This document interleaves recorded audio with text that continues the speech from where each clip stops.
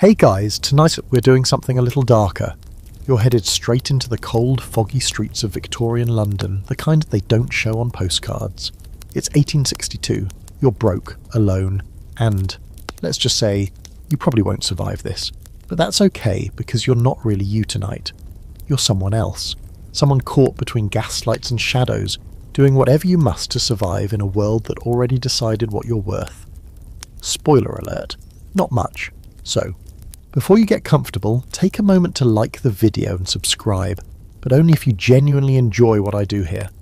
Helps me out more than you know. And hey, what time is it where you are? Drop your city and the hour in the comments. I want to know who else is up at this strange sleepy hour. Now, dim the lights, maybe turn on a fan for that soft background hum, and let's ease into tonight's journey together. It hits you the moment you step off the train at Euston.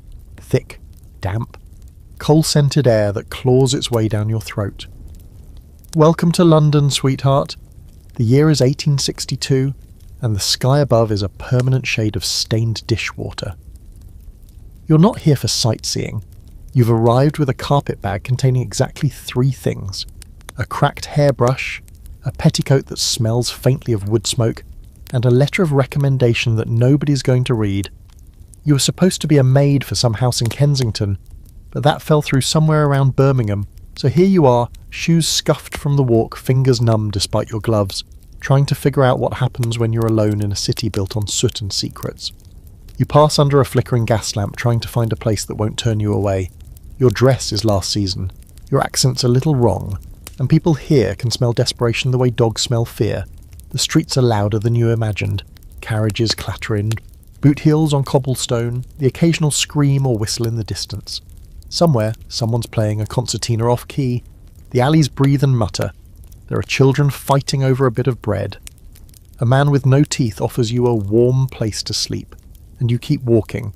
You've read the papers, you know about the dangers, but nothing in print prepares you for this.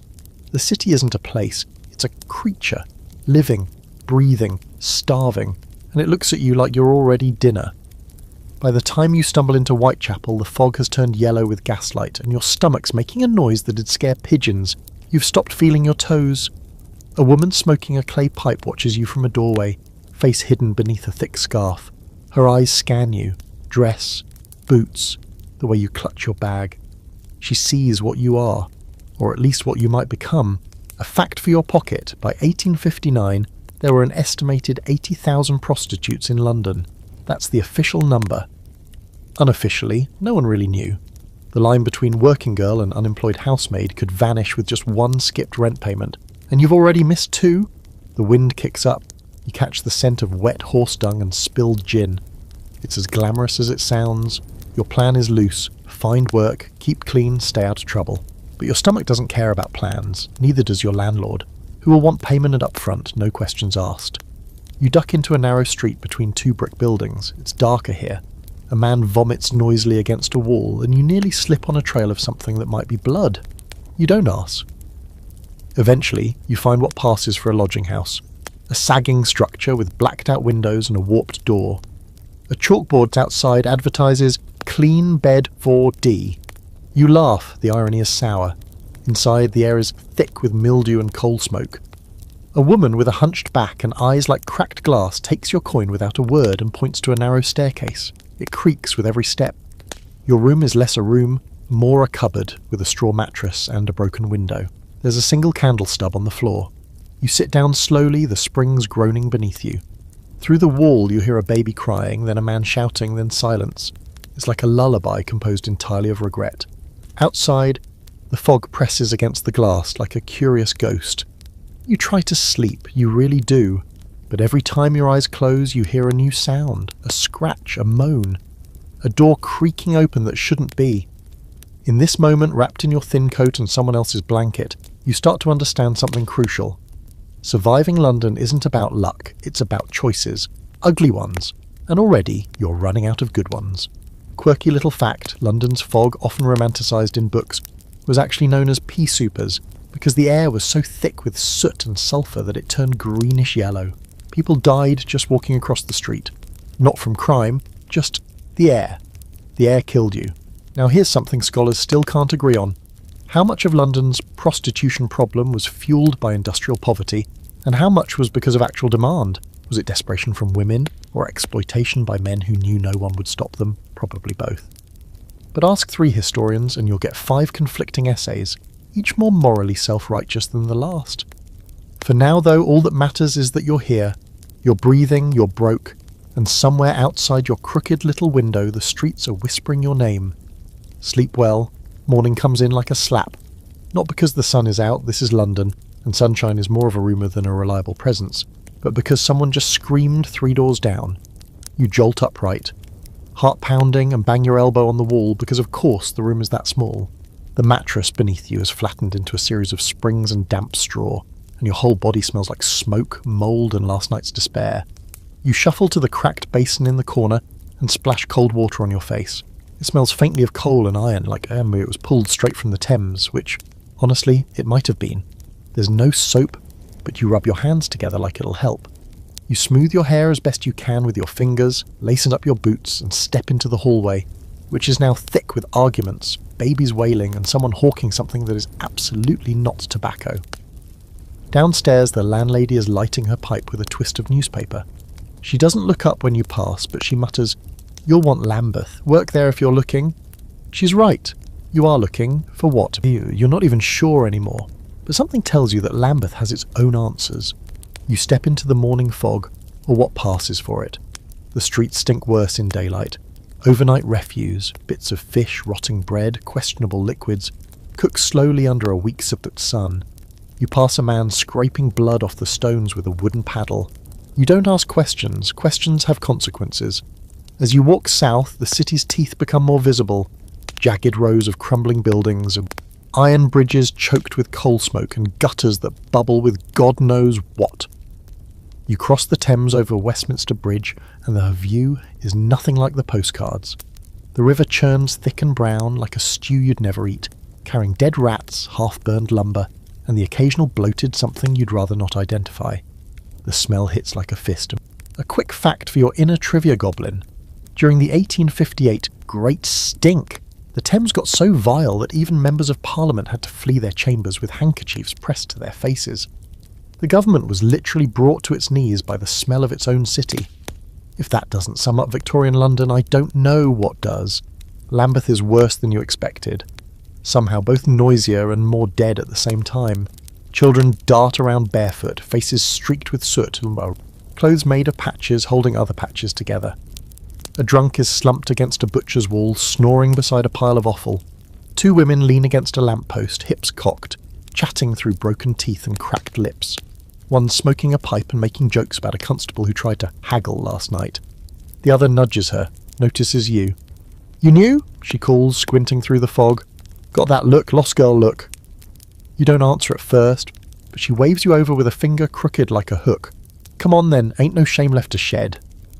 Her name is Marjorie, though everyone calls her Rat-Tooth Marge.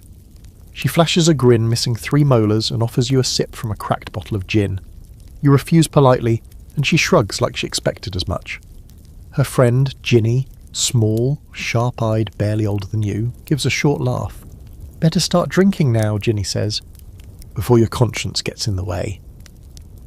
They explain things in the way women like them do, fast, blunt, laced with jokes that are 70% pain. There's no shame among the unfortunates, just math. Rent is 4p. A stale loaf costs 2p. A man will pay you a shilling for an hour if you're lucky, if you're young, if your skin isn't bruised. And if he doesn't, there's no one to complain to. That's your education for the day. Hope you were taking notes. Marge tells you something odd between coughs. Keep your teeth rotten and your nails dirty. Better for fending off the real monsters. The clean ones are the worst. It sounds like nonsense, but she says it with a voice that suggests she's earned the right to know.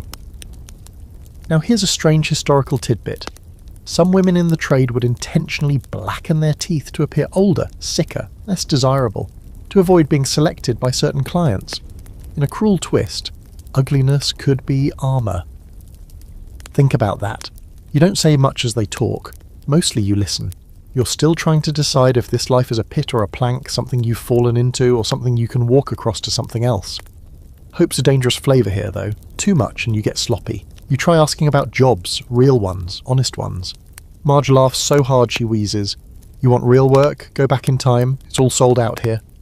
Ginny adds, maybe try the factories if you fancy getting your arm chewed off by a loom. It's not hopeless, just heavy.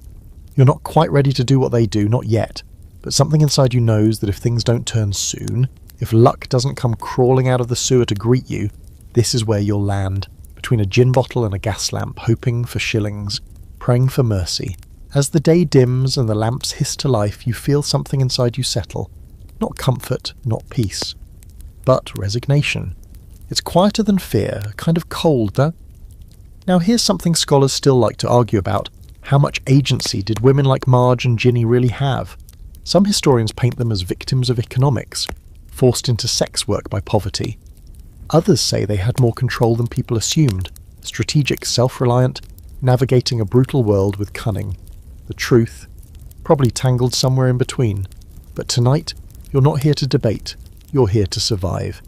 You part ways with the girls as the street lamps throw long shadows across the cobbles. One of them calls, "Be careful, Dove, pretty ones get snapped up fastest." And she doesn't mean by clients. You don't ask what she means, you don't want to know. You just walk, boots tapping out a quiet rhythm against a city that never stops watching. The rookery you end up in isn't on any official map, that's the point. Tucked behind a tannery and sandwiched between two collapsing brick buildings, it feels less like a place you go to live and more like where you go when there's nowhere left to fall. It doesn't have a proper name. People just call it the Dip, which you quickly learn refers to both the literal sunken courtyard at its centre and the way your soul seems to sag a little upon entering it. You're led there by a boy who might be 9 or 19. It's impossible to tell beneath the layers of soot and attitude. He offers to find you a space in exchange for a farthing and a scrap of bread. He's got more hustle than most adults you've met, and he doesn't blink when you tell him you have neither. Then I'll take a smile and a promise, he says, so you give him one of each. The Dip hums with life, but not the kind that feels particularly human. Clotheslines crisscross above your head like a spiderweb of damp, sagging cotton. Every corner holds a different sound. Coughing fits that last too long to be healthy. The wheeze of an old concertina playing us a hymn that's definitely lost its hope, someone moaning behind a tarp, and someone else laughing too loudly to be sane. Rats scurry between boots with no sense of fear. One pauses beside you, gives a half-interested sniff, and moves on. You're not food yet. The boy leaves you in front of a crumbling brick archway that opens into a low-ceilinged room lit by a single oil lamp and heated only by the shared body warmth of its inhabitants. There's straw on the floor and more than a few bundles of people pretending not to be awake. A woman with a face like weathered leather nods toward an empty corner. "It's yours till morning. Don't ask questions, don't touch nothing that ain't yours, and don't cry." You thank her, sit down, and try to keep your knees from touching the man curled up next to you. He smells like boiled onions and failure. It takes a while to stop shaking, and even longer to convince yourself you can close your eyes. The city's noises don't stop at the rookery door. They leak through like poison gas, arguments, footsteps, the low pulse of misery that beats from the cobblestones themselves. But somehow you sleep. You wake to warmth, which would be lovely if it weren't coming from someone else's armpit. You scramble to your feet, heart racing. The man beside you grumbles but doesn't open his eyes. You brush straw from your skirts and step outside just in time to see the street vendors setting up shop. A woman with a tray of meat pies swears creatively as she shoos off a gang of cats. A toothless man slaps a pan full of eels, shouting, "Fresh from the Thames!" as if that's a good thing. Children run through the alleys barefoot, chasing one another with sticks and squealing in delight, or hunger. Often it's both. You buy a crust of bread with your last coin. It tastes like flour and regret.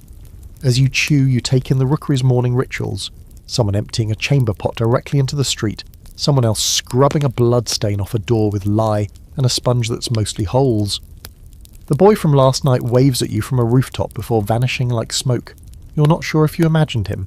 Time feels strange here, slow and fast all at once. You spend the day trying to make yourself useful, but every time you ask someone if they need help, you get a suspicious glance or a brush off. Everyone here's already got their own girl for errands or their own cousin sleeping under the counter. The truth is, there's no room for generosity in a place where everyone's hanging on by their fingernails. Here's a fact to tuck away. Rookeries like the Dip were often controlled by informal landlords known as rookery kings, men, and occasionally women, who rented out space by the square foot, sometimes charging people to sleep standing up or even leaning against a rope. Yes, really. A rope slung across a room where people could pay a penny to hang off it and doze without collapsing. Imagine being so tired that vertical sleep is an upgrade. The woman who watches over your particular rookery calls herself Mother Peg, and she rules this patch of filth with a mixture of scowls and surprising tenderness. You watch her shoo a drunk away from a sleeping baby, then turn around and threaten to gut a man who tried to sneak off with someone's boots. She's the only thing keeping this place from sliding fully into hell. Mother Peg takes a liking to you, which might be the first decent break you've had in weeks. She gives you chores, boiling water, patching blankets, running messages. In exchange, you get half a tin of soup and a square of dry floor to sleep on that isn't next to Onion Man. It's not much, but it's something. Every hour spent not selling yourself on the street feels like a small victory. Still, you notice things: the girls who disappear, the boys who stop coming back, the whisper of something darker moving just outside the boundaries of this broken place. There's always a new face, and an old one missing. People go missing here like dropped buttons. No one really notices until you trip over the hole they left. One afternoon, you spot a girl no older than 13 being pulled into a side alley by a man with ink-black gloves. You hesitate, step forward, then freeze, because no one else reacts, not even a flicker. You back away, heart hammering, and tell yourself you didn't see what you saw. That kind of courage gets you nowhere fast in the dip, just a knife between your ribs. Quirky fact: the Rookeries had their own underground postal system. Letters could be delivered anonymously from one end of the slum to the other via a network of kids, drunks, and chimney sweeps. It was more reliable than the Royal Mail, and far less judgmental about your spelling. And here's the ongoing historical debate. Were rookeries like this a failure of social planning or an inevitable symptom of capitalism gone feral? Historians argue whether slums were neglected on purpose, useful dumping grounds for the poor, or just too complex for Victorian bureaucracy to untangle. Either way, no one important lived here. And that's all that really mattered. By nightfall, you've earned your soup.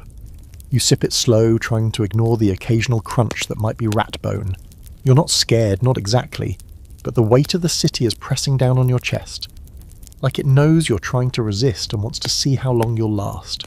You settle onto your patch of floor, wrapped in a coat someone died in, and for a second in the quiet just before sleep, you almost feel okay. Almost. Then a scream rips through the night, closer this time, and you remember. You're in the dip now, and the dip never sleeps. You wake to silence, not the comforting kind, but the wrong kind. The kind that feels like the city's holding its breath. No footsteps. No tin pots clattering, no babies crying from thin lungs, just stillness. You sit up slowly, joints stiff from the floor, throat dry from the thick soot you've been breathing all night. Around you, the bundles of sleeping bodies have begun to stir. Even the rats seem unsure if they're supposed to be moving yet. You step outside, blinking into a murky dawn. The fog's thick, low to the ground, and it clings to your clothes like damp fingers. In the alley, a line of water snakes along the cobblestones, red at the edges. You follow it with your eyes until you find the source. A body, face down, barefoot. No one screams this time.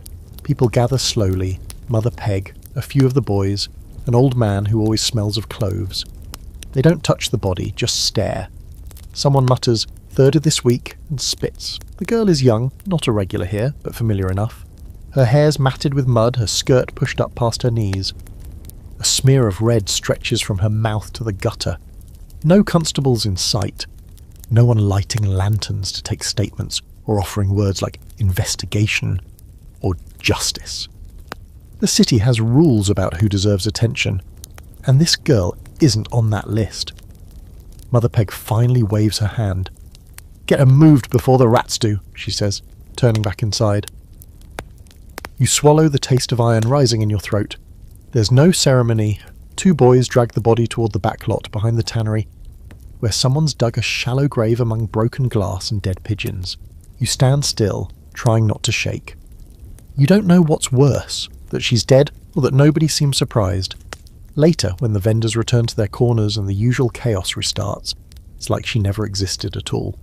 That afternoon, while delivering a bundle of threadbare shawls to an old seamstress who swears she once dressed the Queen, she didn't. You find yourself on a wider street, more light, less stink. Gas lamps lining the sidewalks, flickering even in daylight. You pause beneath one, watching as the flame dances inside its glass prison. Then you see them, across the road near the mouth of a small square. A trio of women, perfectly poised, painted faces glowing beneath the gaslight, skirts just short enough to catch attention without scandal. They lean into the shadows and smiles of passing men, offering something more than conversation. They laugh, sharp, musical, not quite kind. You recognise what they are. Not rookery girls, not starving, not some sick, not desperate in that same raw way. These are Nightwalkers, the high street kind dressed in gowns that suggest they might have once had names like Ophelia or Cora. Their corsets are tight, their gloves laced, and they speak with the smoothness of girls who have learned to make themselves seem less available, until the price is right. You cross the street, careful not to look like you're gawking. One of them, older, with the sort of painted beauty that's both enchanting and exhausting, clocks your interest immediately. "First time?" she purrs. You try to answer, but your voice catches somewhere in your throat. She gestures for you to come closer. You do. She introduces herself as Eloise. You're not sure if it's real. She wears her false name like a badge. You tell her yours, or maybe you make one up too. It seems fitting. Eloise looks you over, not with pity, but with calculation. "Rookery girl," she says. That smell doesn't wash off quick. You flinch, but she waves her gloved hand. "Don't be insulted. I came from Bethnal Green myself. Took me 3 years and 20 tricks to learn how to walk in heels without tripping. You'll get there." "Will you? You're not sure." She nods at the girl beside her, a redhead with eyes like cold tea. "This is Floss. She sings when she's drunk and punches when she's not. And that one," she points to a third woman sulking by a railing, "that's Vera. Don't talk to Vera unless you want your feelings hurt. They're not kind, not warm, but they're honest, and in this city that's something." Eloise tells you how this end of the street works. You don't work corners, you float. You linger in doorways, you time your gaze just right, you wait for the men with coins heavy enough to dull their conscience. She explains the tiers. The girls in the shadows make pence, the ones under the lamps earn shillings, and the ones upstairs, the ones with a proper madame and a locked room, they can earn pounds, but that comes with its own price. Here's your historical fact. By the 1860s, London's prostitution economy was so structured that brothels often had price brackets, like menus. There were 2-penny uprights, no, I'm not explaining that, all the way to luxurious salons where aristocrats could indulge in roleplay and oysters. Seriously, oysters. Nothing says decadence like shellfish and shame. The night arrives fast, and with it the shimmer of gaslight becomes seductive. You sit with Floss on the steps of a shuttered apothecary, listening as she tells you about her first client. He paid with a button and a lie. She keeps the button, though she doesn't remember why. There's a quiet moment between you where she watches you watching the passers-by. "You'll try to pick the kind ones at first," she says. "You'll think it makes it better. It doesn't. Eventually, you'll stop looking at their faces." She lights a cigarette with fingers that tremble just slightly. The flame flickers orange, and for a second her face looks older than it should. Nearby, Eloise leans into a gentleman in a top hat who smells like cloves and leather. He tucks something into her palm. She disappears with him down a side street, heels clicking like a metronome. That's when it hits you. This isn't just survival, it's theatre. Everyone out here plays a role. The clients pretend not to know what they're buying, the girls pretend they're not selling it, and you're still pretending there's another way out. Strange fact for the night. Some Victorian prostitutes used lemon halves as makeshift contraceptives. Lemons. They believed the acid helped kill off what they didn't want to carry. That's both horrifying and kind of genius, if desperate. Necessity makes chemists of us all, apparently. As for scholarly debate, well, there's one that always sparks fights at conferences. Were these women victims of a brutal patriarchal society? Or were they entrepreneurs of their own bodies in a system that gave them no other options? You've heard both sides now. Tonight, you're too tired to care. You head back to the Rookery with a pocket still empty and a head full of voices. Floss said you could come by tomorrow if you wanted. Eloise warned you not to get too attached to anyone. Vera never said a word. As you curl up on your patch of floor, you stare at the ceiling beams above, covered in soot and tiny scurrying shapes. And you wonder, not for the first time, how far you're willing to fall before you finally call it flying. You think maybe this is the day you'll finally land something honest. No corners, no flirty glances under gas lamps, no whispers exchanged in alleys. Just good, honest work that smells like flour or ink or horsehair brushes. Anything but skin. That's the plan anyway. But in Victorian London, plans have a habit of unravelling the moment you step into the street. The Rookeries already emptied by the time you tie your boots and sneak out. Mother Peg's sharpening a knife by the doorway.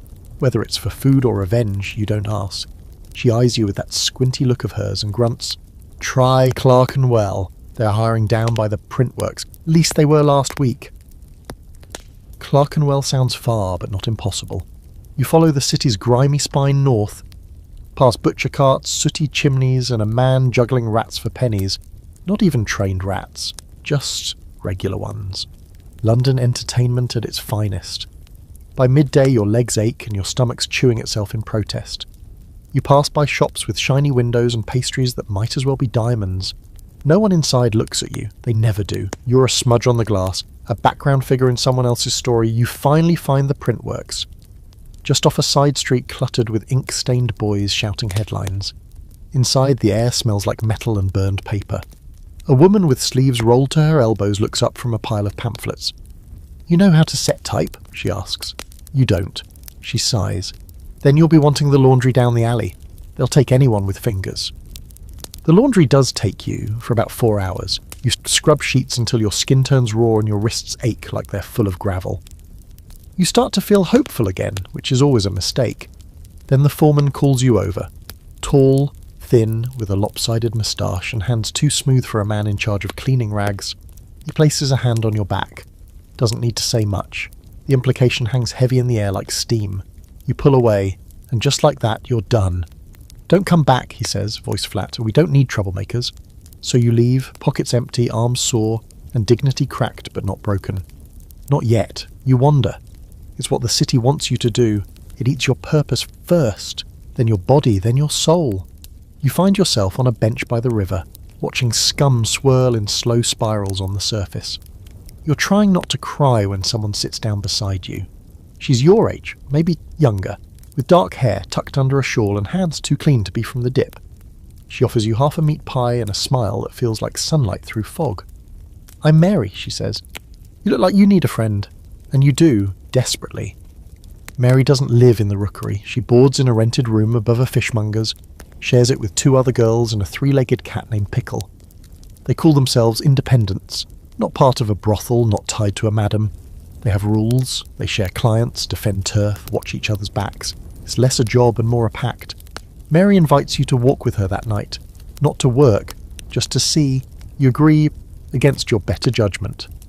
You're starving and lonely and half-cracked from the constant slipping feeling that nothing you do matters. As evening creeps in, Mary takes you to a pub near Seven Dials. It's loud, stuffy, and smells of beer, old wood, and cheap perfume. But the girls inside, there's something different about them. They're laughing. Not fake giggles to lure men, but real, stupid, belly-deep laughs. One of them is balancing a tankard on her head, while another whistles through her fingers to the tune of Greensleeves. Mary introduces you to them one by one. Lottie, who wears trousers and carries a blade in her boot. Elsie, who does impressions of the Queen after 2 drinks. And Winnie, who swears she once shared a client with Charles Dickens. You're not sure if any of it's true, but you don't care. It's the first time in weeks you felt like a person instead of a problem. Here's your historical fact for the night. Victorian prostitutes didn't all hate their lives. Shocking, I know. Some, especially independents, found rare slices of autonomy in a world that gave women almost none. They chose their clients, split their profits, and even ran informal unions to protect themselves. It wasn't glamorous, but it was theirs. You ask Mary if she ever regrets it. "Only when they're drunk and mean," she says. But then I think, better this than scrubbing blood from sheets or marrying a man who'll hit me for free. There's a bluntness to it that's hard to argue with. Later, she tells you about bargains, men who pay with trinkets instead of coins. A silver button, a comb made of tortoiseshell. One once offered her a poem, scrawled on the butcher's paper. She took it anyway, said it was better than the ones who leave nothing but bruises. Weird little tidbit. Some girls kept scrapbooks of those things, tiny, tragic collections of gifts, love notes, buttons, coins with holes in them, their own strange archetypes of affection and survival. The Victorian version of a heartbreak box, the scholarly debate. This one's juicy. growing number of historians argue that prostitution in this era offered one of the only viable forms of economic agency for working-class women. An ugly freedom, sure, but still a form of it. Others say that's romanticising something inherently exploitative. The truth, like always, is a complicated mess where survival and choice bleed into each other until you can't tell which is which. By the end of the night, you've laughed more than you've eaten, and somehow that's enough. Mary walks you back to the Rookery. She gives you a hug at the door, a proper one, not the kind you flinch from. She even offers you a place at her flat if you want it. You promise to think about it. Inside, the dip is asleep, or pretending to be. You tiptoe back to your patch of floor, careful not to wake the baby wrapped in a sack beside you. For the first time in weeks, you don't feel entirely alone. You lie there in the dark, the night still buzzing in your skin, and think, maybe, just maybe, you might have found your way in, not up, not out, but in. And for now, that's enough. You don't realise how quickly the rules change until someone with a badge reminds you that they exist. It's been 2 days since the night with Mary and the girls. You've been shadowing them, not working, not yet, but lingering nearby like a stray dog hoping to be let in. They don't mind. Mary keeps giving you little tasks, fetching a hairpin, holding her shawl while she chats up a customer, watching her drink to make sure it isn't tampered with. You feel useful, invisible maybe, but safer than you've felt in a while. Until tonight. You're sitting near the edge of the market square, gnawing on the stub of a meat roll that's mostly gristle, when a constable rounds the corner with that smug, stiff-lipped expression that Victorian London seems to breed like a mould. His boots are polished, his moustache sharp, and his truncheon swings like he's practising for something more dramatic. He sees Mary first. She's doing her usual thing, leaning into a gentleman with sideburns that deserve their own postal code. Her laugh is syrupy, her eyes wide and empty in just the right way. But as soon as she spots the constable, her entire face shifts. Not fear exactly, just a bracing, like she knows what's coming. The constable marches right over, pushes between her and the customer, and taps her shoulder with 2 fingers, far rougher than necessary. "That's quite enough of that, miss," he says, voice dripping with the kind of authority only men with zero imagination carry. Mary doesn't flinch. He was just asking for directions. The constable doesn't believe her, not for a second. "Well, now you can direct yourself down to the station." She sighs, barely hiding the eye roll. "Again? New rules," he says. "Or maybe just your turn."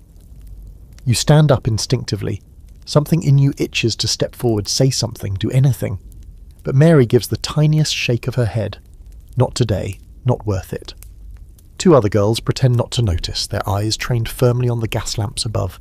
The man she was talking to vanishes, of course. They always do. Mary gets hauled off without a struggle. The constable doesn't bother cuffing her, just grips her elbow like he's afraid she'll contaminate the street if she's allowed to move freely. A moment later, they're gone around the corner. The square settles. No one breathes. No one claps back. You sit down again, feeling smaller than ever. Here's a historical gem to chew on while you sulk. In 1864, Britain passed the first of the Contagious Diseases Acts, which allowed the police to arrest any woman suspected of prostitution in garrison towns and ports, dragging them in for forced medical exams. If found with a venereal disease, they could be locked away in lock hospitals for months. Men, of course, were never tested. That would have been uncivilised. In theory, the act didn't apply to London. In practice, the law bent like wet clay if the copper holding it had a strong enough grip. Later that night, you walk with Lottie and Elsie toward the station, just to see, just in case Mary needs a coat or someone to shout on her behalf. Not that anyone's listening. The constables out front smoke their pipes like they own the fog itself. You try to ask after Mary. One of them looks you over like he's measuring your worth in pennies. "She'll be out in the morning," he says, assuming she's not diseased. And that's the end of that conversation. The 3 of you walk home in silence, shoes slapping against wet stones, the gaslight behind you stretching your shadows long and thin. No one says what they're thinking. That could have been any of us. That it probably will be any of us eventually. Back at the Rookery, you sit outside with your knees pulled to your chest, watching fog coil through the alleys like a lazy ghost. Floss finds you there an hour later. She sits beside you, pulls a flask from her coat and takes a long drink before handing it over. The gin burns, but it's warm. You pass it back. "She'll be all right," Floss mutters. You nod. "She's been through worse. Had a copper drag her into a stable once, told her if she screamed he'd arrest her for assault. She bit him, broke skin. You blink. What happened after that? Floss shrugs. Nothing. Came back 2 weeks later, paid double, and that's London justice for you. Here's a weird little fact to flavour the gin burn. Some brothels kept logbooks, discreetly, also of course recording the names and preferences of their higher class clients, not for marketing purposes, for leverage, insurance. You never knew when you'd need a nobleman's shame to save your skin. That's the real power of the city. It's not strength or beauty or wit, it's leverage. And right now, you don't have any. There's a debate scholars love to chew over when it comes to this era. Were the police intentionally oppressive toward women in the trade? Or were they simply enforcing a twisted system? Some argue that many constables were just pawns, too dull to question orders. Others say the rot was deliberate, that targeting poor women was about maintaining moral theatre, not public health. Like dragging them into stations made the city cleaner somehow. You don't know the answer, but it doesn't really matter, does it, when you're the one being dragged? The next morning, Mary's back, her hair's matted, her lips split. She smells like bleach and pipe smoke, but her eyes? Steady. She walks into the pub like nothing's changed. Everyone cheers, claps her on the back, someone even offers to buy her a drink. She takes it, but barely sips. You ask if she's okay. She snorts. They gave me vinegar to wash with. Said it might help with the filth, didn't say if they meant disease or attitude. She shrugs off her coat and plants herself in her usual spot, back straight, gaze sharp. No one's saving us, she says later, quietly, when it's just the two of you by the fire. No charity, no copper, no priest. We save each other, or we don't get saved at all. You nod, throat tight. That night you dream of vinegar and voices, of footsteps echoing in locked halls, of a girl walking alone, shoulders squared, defiance clutched like a coin between her fingers. You wake up before dawn, eyes dry. Maybe today you won't hide. Maybe today you'll stand beside the gaslight too. There's a place just off Commercial Street, tucked behind a crumbling chapel and an abandoned coffin-maker's workshop where the girls go when the pain gets louder than the city. No signs, no shouts, just a low green door with peeling paint and a smell you'll never forget. Bleach, urine, and something sweeter, fainter, like rotting lilacs. The place is called St. Bridget's, but no one who enters calls it that. Most just call it the house. You follow Mary there one grey morning because she can't stop coughing, and not the theatrical kind she fakes when a man gets too rough. This one rattles through her ribs like nails in a tin, each breath a wager. Her lips are pale, her steps are slow. She waves you off when you offer to carry her shawl, but you stay close. You're not letting her go alone. St. Bridget's is a charity hospital, at least in name. Inside, it looks like someone tried to build a chapel, ran out of money, and decided to fill the pews with suffering instead. The waiting room is a long corridor lit by a single grimy window, and the benches creak under the weight of too many bodies. Women hunch in sickness, some cradling infants that shouldn't be breathing, others hiding sores with scarves and sleeves. A nun with a tight mouth and tired eyes greets you without greeting you. "Name?" she asks. Mary gives her full name. You pretend not to hear the last part, but you tuck it away anyway. She's never told you before. They take Mary behind a curtain. You try to follow, but the nun blocks your path with one hand and a look that says, "Don't push it." You sit. The hours stretch. You watch the light move across the floor like it's trying to escape. You count the other women. 17. No one speaks. One girl keeps tugging at her bonnet string like it's the only thing keeping her head attached. Finally, Mary returns, walking stiffly. She doesn't say much, just nods toward the door and waits until you fall in step beside her. Outside, the fog is thicker, but it smells better than the air inside. She tells you later, once you've got her settled with tea back at her flat. They said I've got it. The bad one. Maybe a few months, maybe a year. You don't ask which one. You already know. The word syphilis hangs between you, unspoken and heavy. Here's your fact of the day. In Victorian London, venereal diseases ran rampant through every layer of society. The rich got private doctors and secret treatments. The poor got vinegar, mercury and shame. Some girls were forced into lock hospitals where treatment meant isolation, scalding washes, and injections that burned worse than the illness. Mary's not crying. She's not even angry. Honestly, she says, I've been waiting for it. This work. Sooner or later, it leaves a mark. She laughs, dry and sharp. Still better than childbirth, though. You flinch, but she doesn't notice. That night you think about the hospital again. About the way the nun looked through you like you were already fading. About the girl on the bench with the bonnet string. You wonder how many of them will die in that hallway. Here's a weird little detail you don't read in the history books. Some women applied white lead powder to their faces not to look beautiful, but to hide the telltale sores. They wore illness like makeup, disguised death as youth. Because if a client saw the truth, the coins would stop. And if the coins stopped, so did everything else. You start to notice things now. The girls with the hollow cheeks and extra rouge, the ones who limp more each week, the ones who vanish quietly. No funeral, no stone. You ask Floss once if she's scared. Of what, she says. Dying? Love, no. That's easy. It's the rotting that's slow. She pulls out a small tin and shows you what she calls her sick kit. Inside, a bar of carbolic soap, a half-used tube of ointment, a folded note from a man who once swore to rescue her, and a vial of laudanum. Just in case it gets too loud in here, she says, tapping her temple. You realise that no one here plans for the future. They plan for the fall. Scholars still argue about how prevalent these diseases were and who spread them. Some blame the brothels. Others point at the upper-class gentlemen who used women's bodies like handkerchiefs. In reality, it was all a circle of blame and denial. No one wanted to admit that London's greatest disease was inequality itself. That night Mary sings. She sits by the window, pale hands wrapped around a chipped teacup, and hums a lullaby you've never heard before. It's soft and old, and it makes your chest ache in a way you can't explain. You ask her where she learned it. My mum sang it, back when things weren't so bad. You don't ask about her mum. You just sit there listening, while the city outside wheezes and moans. When she finally stops, she says, "Promise me something." You nod. When it happens, when I go, don't let them throw me in the pit. Find a tree, plant me there. Your throat tightens. You nod again. Later, after she's asleep, you wrap your coat around her shoulders and watch the street below. The gas lamps flicker like stars trying to be brave. Somewhere a child cries out and no one answers. You think about St. Bridget's, about vinegar and nun's eyes and bones pressing through skin, about lead powder and perfumed breath and the sound of a voice that knows it's running out of time. You stay up until the lamplight fades. You don't dream. It's midweek when you meet her, the woman they all call Miss Mayfair.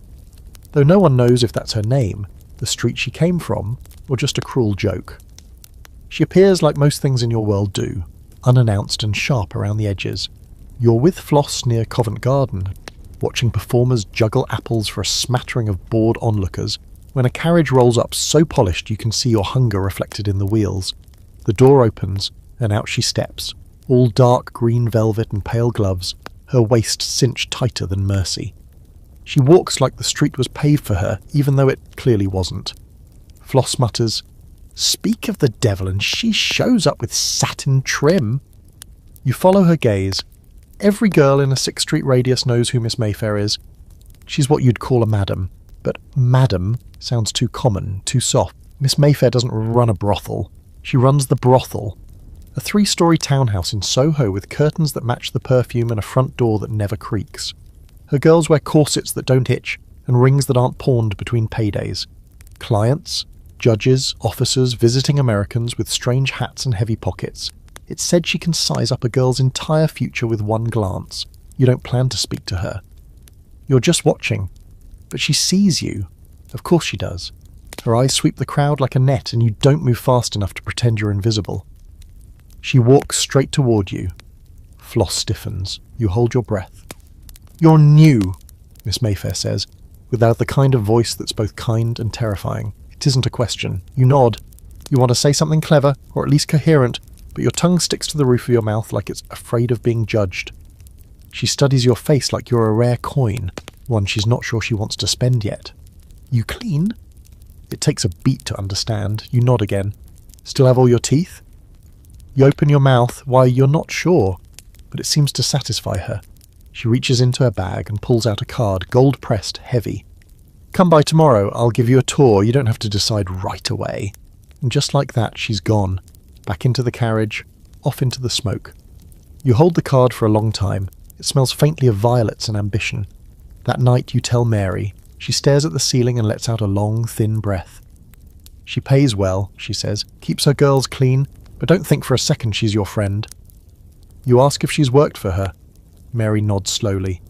2 years ago, back when I thought velvet meant safety. What happened? I got sick. She doesn't keep sick girls. Told me I could leave with my dignity or with bruises. I pick the first one.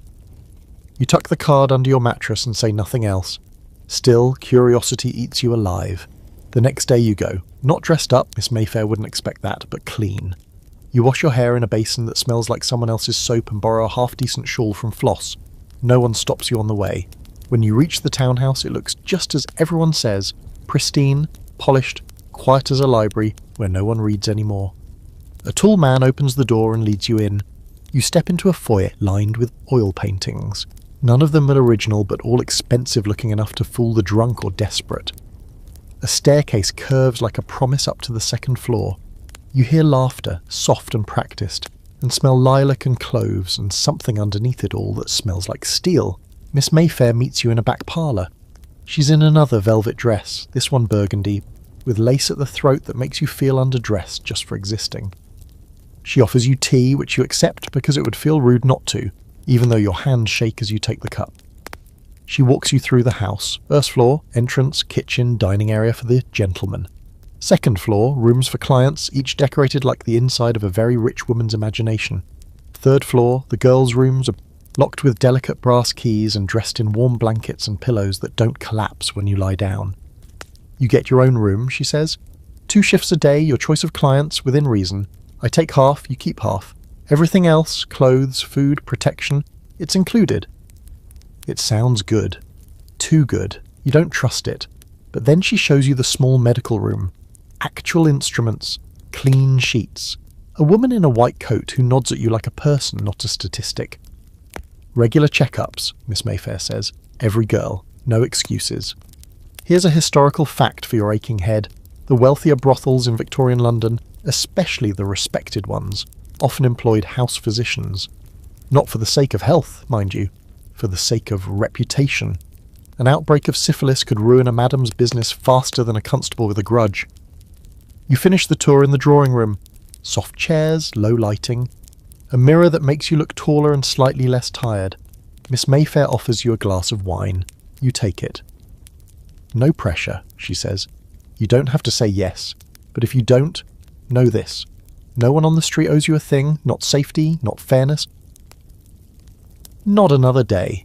Here, I offer you time. Time to save, time to plan, time to choose when you're done. You leave without giving an answer. All day the girls ask what you're thinking. Mary says nothing. She just watches you with that quiet sadness that's become her second skin. Elsie says she'd take it. Lottie says she'd rather fight rats. Floss offers you the flask again. Only you can decide, she says. But if you go, don't forget who you are.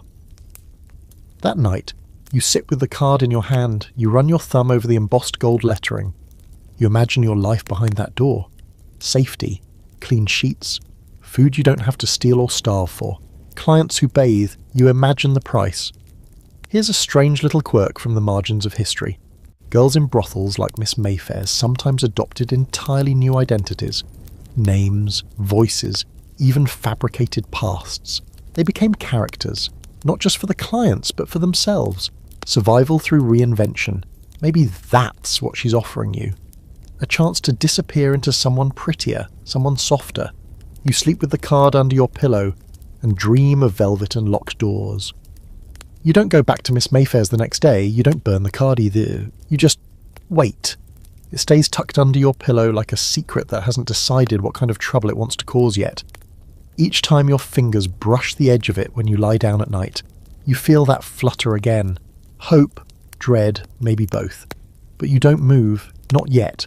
Instead, you follow the others to the market, where the streets bloom with stink and life in equal measure. You cling to routine. Floss jokes with a fishmonger until he gives her a half-rotten cod for free.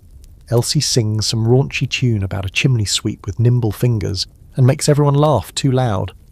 Mary's quieter these days, but she still walks with that don't mess with me pace, even when her cough makes her lean against lampposts like a drunk. You've started to notice how clothes change everything. Not just what they cover, but what they mean. There's the obvious, sure, Ripped hems and dirtied petticoats marking rookery girls from the rest. But there's more to it. Corsets that say I belong to someone. Gloves that say I can afford to hide my hands. Stockings so sheer they practically whisper. That night, back at the flat, Lottie brings out a box. It's locked, but she pops it open with the ease of someone who's never once owned a key but always finds a way in. Inside are treasures. Dresses wrapped in oilcloth, gloves with the pearl buttons. Combs made of bone and painted ivory. A crown for a different kind of queen. She lays them out like ritual offerings. The girls gather close, eyes bright, even though no one's eaten properly in 2 days.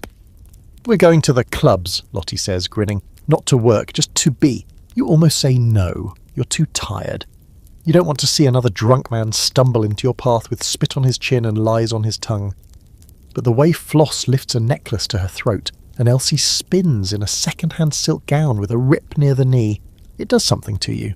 It feels like resistance, this act of dressing up, like daring the city to look at you and see someone instead of something. Lottie helps you into a corset that's 3 inches too tight, but she calls it character building. You pull on a dress that once might have been blue, and pin your hair with a rusted clip that looks expensive in candlelight. When you step into the street, the air shifts. You're still hungry, still poor, still unsure of everything, but you're polished. You shine. The club is in the basement of a former wine merchant's, though no one remembers what year the wine ran out and the music moved in. Inside is all brass and velvet, smoke and breath. The men wear cravats or none at all. Some of the women wear top hats. Everyone's pretending. That's the game. You nurse a single drink all night, letting the room pull you in and spin you around. The pianist plays something fast and strange. The crowd whoops and claps like they've forgotten the city is dying just outside the door. You laugh so hard you choke. Mary's wheezing next to you but smiling. You hold her hand and pretend it's just to keep her steady, not because you're scared of how much she's fading. A man tries to talk to you. He's handsome in a hollow sort of way, all teeth and moustache wax. You know his type. He thinks your laugh is charming, and your eyes are tired in a way he can't name but wants to own. You dance with him anyway, for the distraction, for the story. He asks your name. You give him one that isn't yours. He doesn't ask more. He offers to take you home. You decline with a smile and a touch to his chest, just firm enough to say not tonight. He bows, kisses your hand, and vanishes into the smoke. You walk home barefoot, heels in hand, feet blistered but warm. Here's a historical fact to tuck into your corset. Fashion played a massive role in the hierarchy of sex work. Streetwalkers wore bright, garish colours, part advertising, part warning. Parlour girls, the ones in brothels like Miss Mayfair's, wore finer things, often borrowed or shared. Some girls spent every shilling on clothing, not vanity, but survival. The better you looked, the better you were paid. The better you were paid, the better your odds of getting out alive. That night, back at the flat, you and Mary sit on the floor in your borrowed gowns, faces scrubbed raw but smiling. She looks at you like she's seeing something new. "You look like a duchess tonight," she says. You snort. A duchess with cracked heels and a splinter in her thigh. Still counts. You want to ask her what she'd do if she had the choice, the real kind, but you don't. Instead, you both sit in silence, listening to the city hum outside the cracked window. Somewhere below, a carriage rolls by with her. Somewhere above, a drunk sings a lullaby to no one in particular. And here's a fringe factor twist into the night. Some clients paid extra to dress the girls up, to pretend they were courting a lady, a governess, even a princess. It wasn't about the sex. It was about pretending for one night that someone wanted them, really wanted them, even if they paid to do it. Historians still argue whether fashion empowered or enslaved these women. Did it give them agency, a mask, a tool? Or was it just another layer of decoration on a cage? You're not sure. All you know is this. For a few hours tonight, you walked into a room and everyone looked. Not because they pitied you, not because they wanted to use you, just because you were there. You fall asleep in the dress, too tired to take it off, heart beating like you've stolen something and gotten away with it. Maybe you did.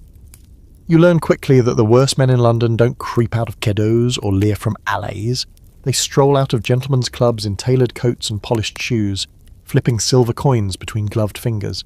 They don't need to threaten or shout or stink of gin. They just smile, smooth as velvet, and expect the world to undress for them. And the worst part, it often does. It's late when you find yourself outside the Berwick Club, pressed against the stone wall with Floss and Mary. Half hidden beneath a broken archway. You're not working, not officially, just waiting. Sometimes that's the whole job. Waiting for a client to reappear. Waiting for the fog to thicken enough to cross a square without being noticed. Waiting for someone to make the first move, whether it's a proposition, a threat, or just an acknowledgement that yes, you're here and yes, they see you. A man steps out of the club laughing too loudly. His coat alone costs more than your entire life. He's got the ruddy, well-fed face of someone who hasn't done a single honest day's work, and the eyes of someone who's convinced that makes him better. He spots you and your friends immediately. You watch Mary's body language shift. Chin up, back straight, lips curved into that expression she's perfected. Flirtation laced with just enough distance to make them lean in closer. Floss whispers something under her breath and slides a hand into the pocket where she keeps her knife, just in case. The man crosses the street and without even introducing himself starts speaking in that casual, possessive way men like him have been trained to use from birth. "How much?" he asks, like he's ordering a roast beef. Mary gives a half smile. "Depends on how much conversation you want first." He doesn't laugh. Instead, he looks her up and down and says, "You're cleaner than most, but I'm looking for something younger." There's a pause. A stillness so sharp it feels like a glass just cracked in the air. Mary says nothing, just turns away, jaw clenched. Floss steps forward, mouth already forming a curse, but the man's already walking off, whistling, hands in pockets, like he didn't just slice the air open with that remark. Back in the flat, Mary doesn't say much. She sits by the window and taps her foot, restless and angry. You want to comfort her, but you don't know how to fix what people like him break. So you just sit nearby, a presence. Sometimes silence is the only language people like you get to keep. Here's your historical fact. By the mid-19th century, the sex trade in London wasn't just enormous, it was structured. There were layers to it, an invisible caste system hidden behind lace and coin. Streetwalkers were at the bottom, followed by parlour girls, then brothel women, then courtesans, the kept women, the mistresses with sugar daddies in Parliament.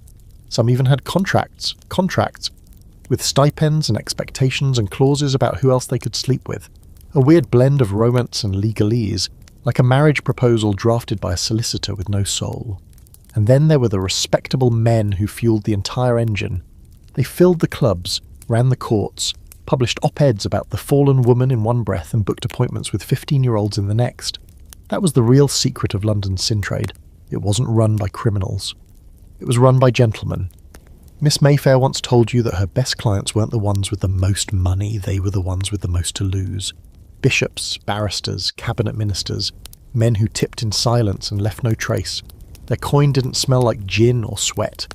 It smelled like power. There's a phrase some girls use. He's wearing the mask. It means he's one of them, smiling, polished, saying all the right things, but you know there's something wrong behind the eyes. Something hollow. You start to recognize the look, you start to avoid it, but you also start to need it, just a little, because those are the men who pay the most to pretend they're good. Later that week, you meet one. He doesn't give a name, says it would be inappropriate. Offers you 3 shillings just to sit beside him on a bench and talk. No touching, no staring. Just words. You agree, because why not? It's cold and the money is real. He tells you about his wife, his children, his boring job. Then he asks you if you've ever wanted to disappear completely. You blink. He smiles, not creepily, not like a threat, just sadly. "I envy you," he says. You get to exist outside of everything. You don't respond, but something shifts inside you. Because here's the truth. You don't exist outside of anything, you exist beneath it, crushed under the weight of other people's choices, and the only reason this man envies you is because he doesn't understand what it costs to vanish. Fringe fact of the night? Some of the most exclusive brothels in Victorian London kept discretion rooms, hidden entrances, private lounges, no mirrors, no records, so that men of rank could pretend they never crossed the threshold. Ghosts with silk cravats and powerful last names. You get up before the hour ends, take your 3 shillings, don't look back. Mary watches you count the coins later, her eyes distant. He wasn't rough, you shake your head. Then he'll be worse next time. That's the thing about this life. The men who hurt you don't always do it with fists. Sometimes they do it with words, with statements, with a smile that turns your stomach. There's a scholarly debate that always stirs the academic pot, whether Victorian prostitution was shaped more by sexual repression or by class violence. Was it about desire or control? One camp insists it was an explosion of repressed urges in a society obsessed with virtue. Another says it was a machine of power, where men used bodies the same way they used coal, burned through them to keep warm, then discarded the ash. You think both camps are wrong. It was about convenience. They did it because they could, and no one ever made them stop. That night, Mary sits beside you, her cough a little worse, her eyes a little glassier. You hand her half the coins. She tries to refuse, but you press them into her palm. "No one saves us," she murmurs. "Not really." You nod. But in your head, something else whispers back. "Maybe not, but we can still save each other." The trouble with being saved in Victorian London is that it rarely feels like salvation. More often it feels like being stuffed into someone else's idea of what you should be. Cleaned, scrubbed, silenced, dressed in a frock that itches and makes you look like a rejected governess. Because when the reformers come for you, they don't ask if you want saving, they just assume you do. It starts when a woman in a bonnet stops you outside a baker's. She's holding a pamphlet and has the kind of expression that's equal parts pity and tightly coiled superiority. She calls you dear 3 times in under a minute and speaks with the breathless urgency of someone who's sure God is grading her efforts. She tells you there's a house, not far, and it's warm and safe and run by Christian women who believe every fallen girl deserves a second chance. You glance at the bread she's clutching like a prop and wonder if she's ever missed a meal in her life. She doesn't wait for your answer, just presses the pamphlet into your hand and leaves a scent of lavender and judgment in her wake. The pamphlet is printed on the thin paper and filled with promises. Warm beds, proper meals, Bible study and needlework. You read the word penitence 6 times before you stop counting. That night you show it to Mary, she laughs so hard she nearly chokes on her tea. "They tried to send me to one of those," she says. "Said if I read enough psalms, I'd forget how to spread my legs." You raise your eyebrows. "And? I stole a spoon and left after 2 days." Still, curiosity has teeth. You take the pamphlet, fold it into your pocket, and a few mornings later, on an impulse you don't entirely understand, you go. The house is tucked behind an iron gate with peeling paint and a cross above the door. You knock twice and are let in by a woman with skin like folded paper and a mouth that's been pursed so long it probably forgot how to smile. She introduces herself as Matron Lively, which you immediately know is a lie. No one with that name should look this miserable. Inside, the air smells of boiled oats and over-bleached linens. There are girls, maybe a dozen, moving quietly through their chores. No one makes eye contact. They wear matching grey dresses and sensible boots. Their hair is pinned tight, their backs even tighter. No talking, no questions, just quiet obedience. You're offered a tea. You accept, though it tastes like it was brewed from rainwater and regrets. Matron Lively gives you a tour. The sewing room, the chapel, the dormitory where beds line the wall like hospital cots. "Lights out at 8, she says. Morning hymn at 5. You ask if you're allowed to leave. She pauses. This is a place of healing. But girls who don't follow the rules often find themselves back on the streets, or worse. You sleep there that night. They give you a scratchy nightgown and a blanket that smells faintly of mothballs and old soap. It's warm, it's safe, it's also terrifying. The silence hums louder than the noise ever did in the dip. In the darkness, you hear someone crying into their pillow. No one moves to comfort her. Here's your historical fact. By the 1860s, dozens of rescue homes had popped up across London, funded by charities, churches and occasionally well-meaning aristocrats. Their goal was to reform fallen women through the prayer, structure and relentless moral correction. Most didn't last. Many of the girls left. Some were forced to stay until their penance was complete, a sentence with no fixed end date. The next morning you scrub floors alongside a girl named Esther, who hasn't spoken since she arrived. You manage to get a smile out of her by making a joke about the matron's shoes looking like boiled turnips. She doesn't laugh exactly, but something behind her eyes flickers. A spark. At lunch you get a ladle of stew and a reading from the Gospel of Luke. The girls eat in silence while the staff preach. You imagine them chewing each spoonful along with a verse. After a week you realise what the reformers really want. Not to rescue you, but to erase you. They don't want you to be whole. They want you to be blank. No stories, no past, no desire, just a stitched-up version of womanhood they can point to and say, "See? Fixed." Here's something strange. Some reform homes would rename the girls. Stripped of their sinful identities, they'd be reborn as Marys, Annas, Graces, names chosen for piety, not preference. Like sanctity could be stamped onto your soul if you just wore the right label. You last 11 days? Not because it's unbearable, but because it's worse than that.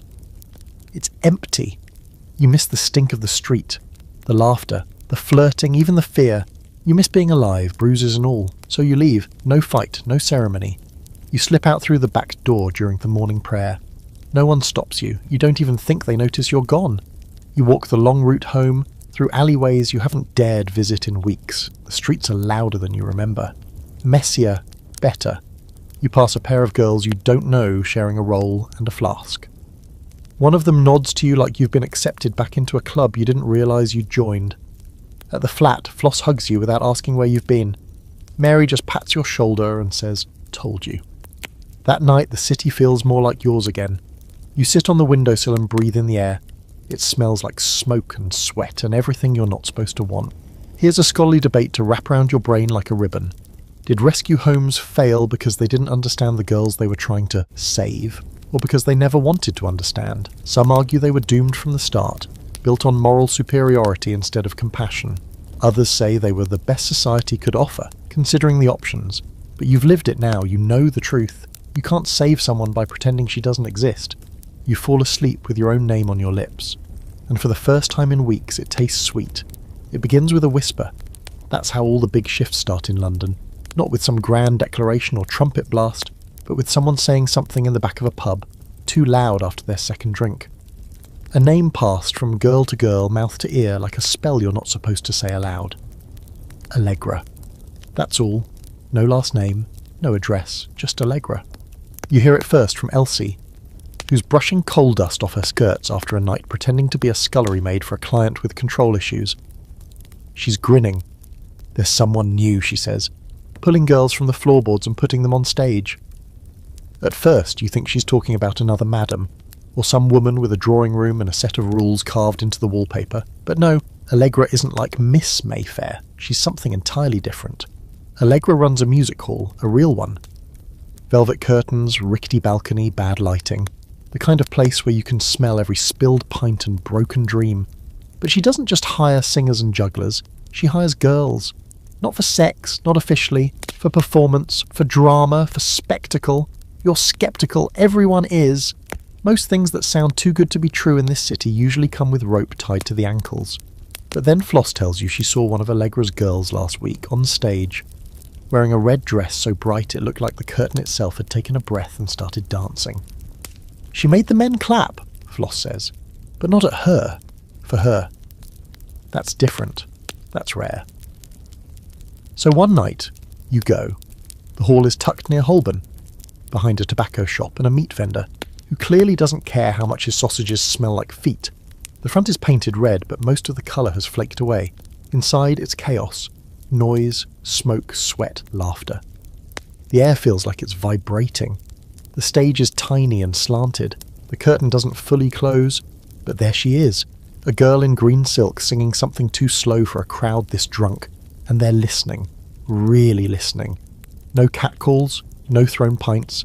Just this strange, reverent silence broken only by the occasional clink of a coin dropped into a passing hat. Then you see her, Allegra.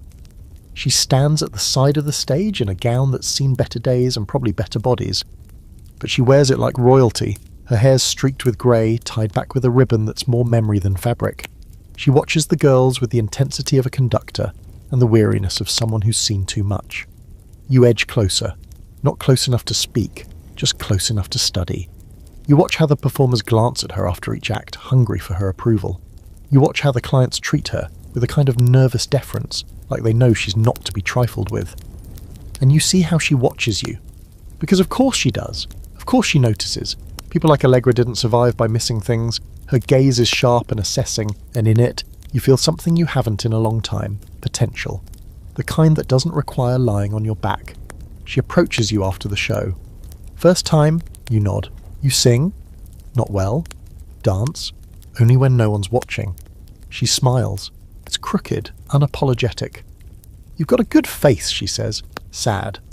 People like sad faces. You're not sure how to respond, so you don't. Allegra tells you to come back tomorrow. I'll let you sweep the stage, she says. See if it suits you. You do, and it does. Sweeping turns into running errands. Errands turn into standing in for rehearsal. One day, one of the girls gets sick and you're asked to read lines in her play you own. Your voice shakes, your knees threaten mutiny. But afterward, Allegra claps once sharply. You'll do, she says, and that's that. Here's your historical fact. Music halls in Victorian London were one of the few spaces where working-class women could flirt with legitimacy. Not just survival, performance, fame even, if you had the talent and thick enough skin. They were rowdy, yes, audiences threw bottles and shouted obscenities, but some girls made names for themselves. Some even escaped the streets entirely. Not many, but some. Allegra's girls are a mix, former streetwalkers, failed maids, runaway wives. A few who never had to sell their bodies but know they're one bad month away from it. They're tough, fast-talking and fiercely loyal to Allegra. You're not one of them yet, but you're getting closer. You learn to paint your lips without smudging, to raise an eyebrow just enough to make the crowd lean forward. You don't sing, not yet, but you recite monologues, funny little sketches with suggestive winks and punchlines that make old men blush. And when you bow, they clap. For you. One night, you spot a familiar face in the crowd, Miss Mayfair, sitting near the back sipping something clear from a crystal flask. She meets your eyes, tilts her head just slightly, and offers you a slow smile. Not approval, not surprise, just acknowledgement. You feel a little taller that night. Here's a strange little fringe fact. Some girls from the music hall scene went on to marry nobility. Seriously. One even married a lord who didn't know her stage name was the same one she used at a brothel 3 years earlier. The masks were that convincing. Or maybe the men just didn't care to look too closely. There's still danger, of course.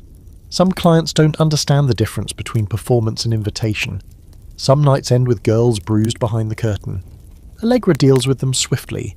Her rules are clear, touch without permission, and you leave with fewer teeth than you came in with. Scholars love to debate whether music halls were empowering or exploitative. You've read both sides.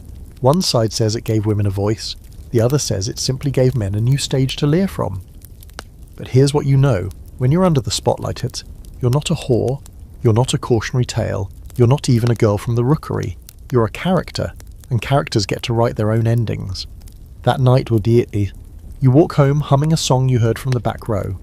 Mary's waiting for you, curled up by the fire, her cough worse but her smile steady. You looked like someone else tonight, she says. Good, you whisper. I'm tired of being me. You don't notice at first, not really. The little shifts blend into the smoggy blur of days. A coin pressed into your hand instead of tossed. A nod from a constable who used to look through you. A drunk in the pub calling you miss instead of you there. Small things, stupid things, but they add up. You're not a ghost anymore. It's Mary who says it. One night after you've peeled off your wig and kicked off your stage shoes with a groan, you're both sitting cross-legged on the floor, splitting a meat pie that tastes like regret and lard. You're turning into one of them, she says, not unkindly. You raise an eyebrow. Them who? She waves a hand. The cheeky ones, the ones who get away with it. You laugh. I still sleep on a floor with a bucket for a toilet. Yeah, she says, grinning, but you do it with flair. She's not wrong. Something has shifted. You're still broke, still bruised, still counting every farthing. But you have an audience now. And an audience is its own kind of power. You're learning how to use it too, how to pause just long enough before a punchline to make the laugh louder.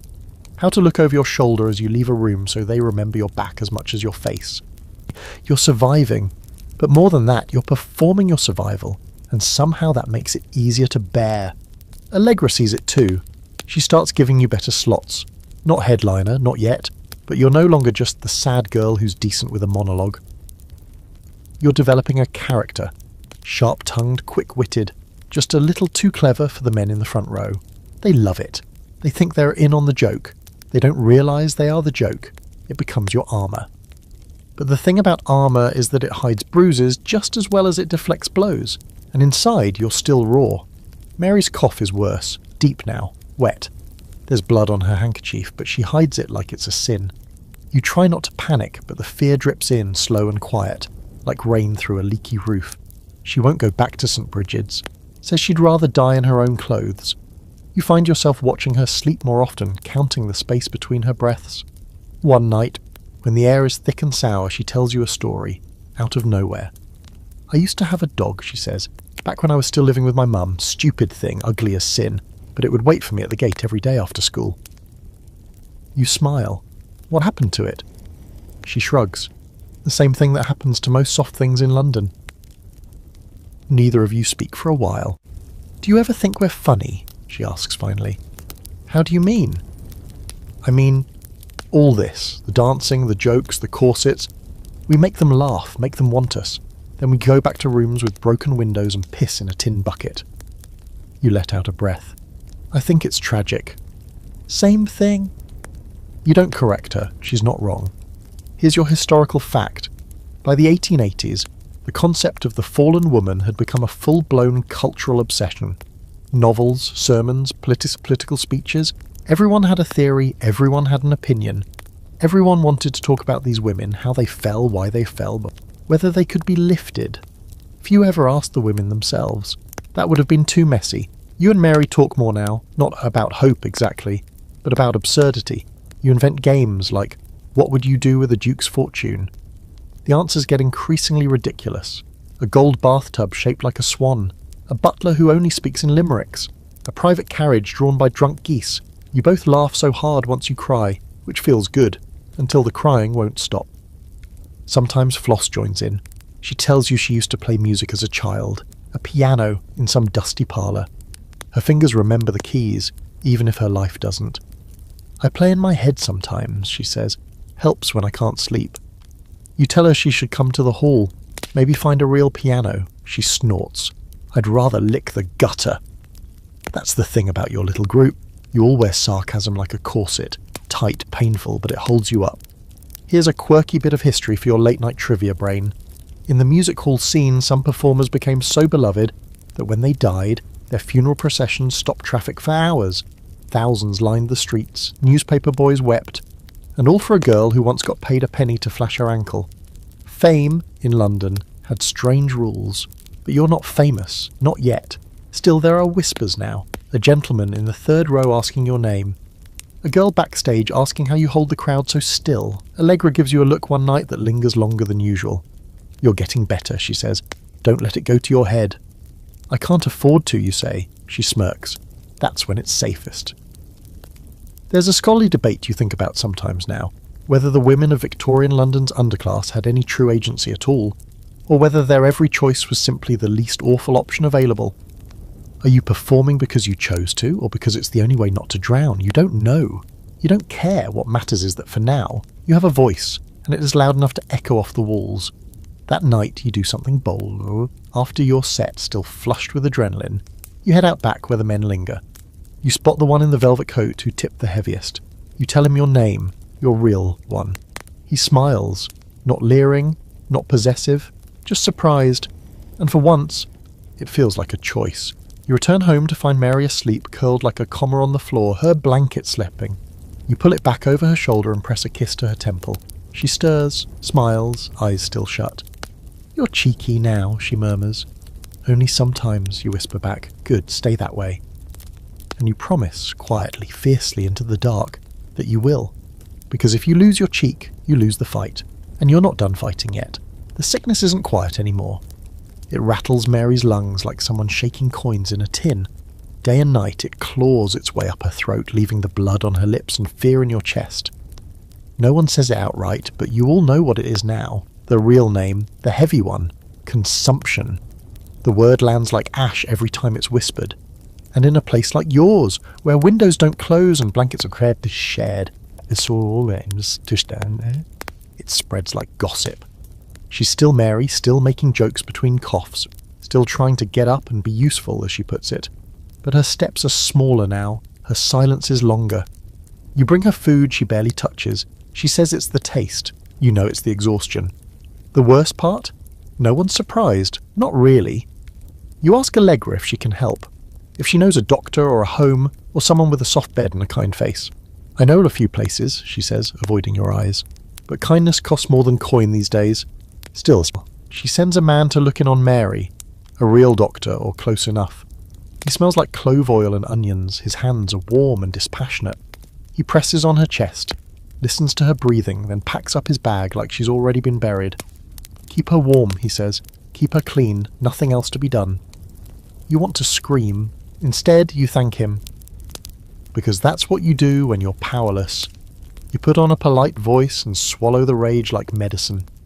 That night, Mary asks you to read to her. Not the Bible, not anything worthy, just one of the penny dreadfuls Floss keeps hidden under the floorboard. The one about the highwayman who falls in love with a barmaid and fakes his death by hiding in a barrel of cider. It's ridiculous and sweet and has far too many scenes where someone swoons. But she listens, smiling, eyelids fluttering. You make your voice soft, you make the words stretch, you want her to fall asleep before the chapter ends. She doesn't.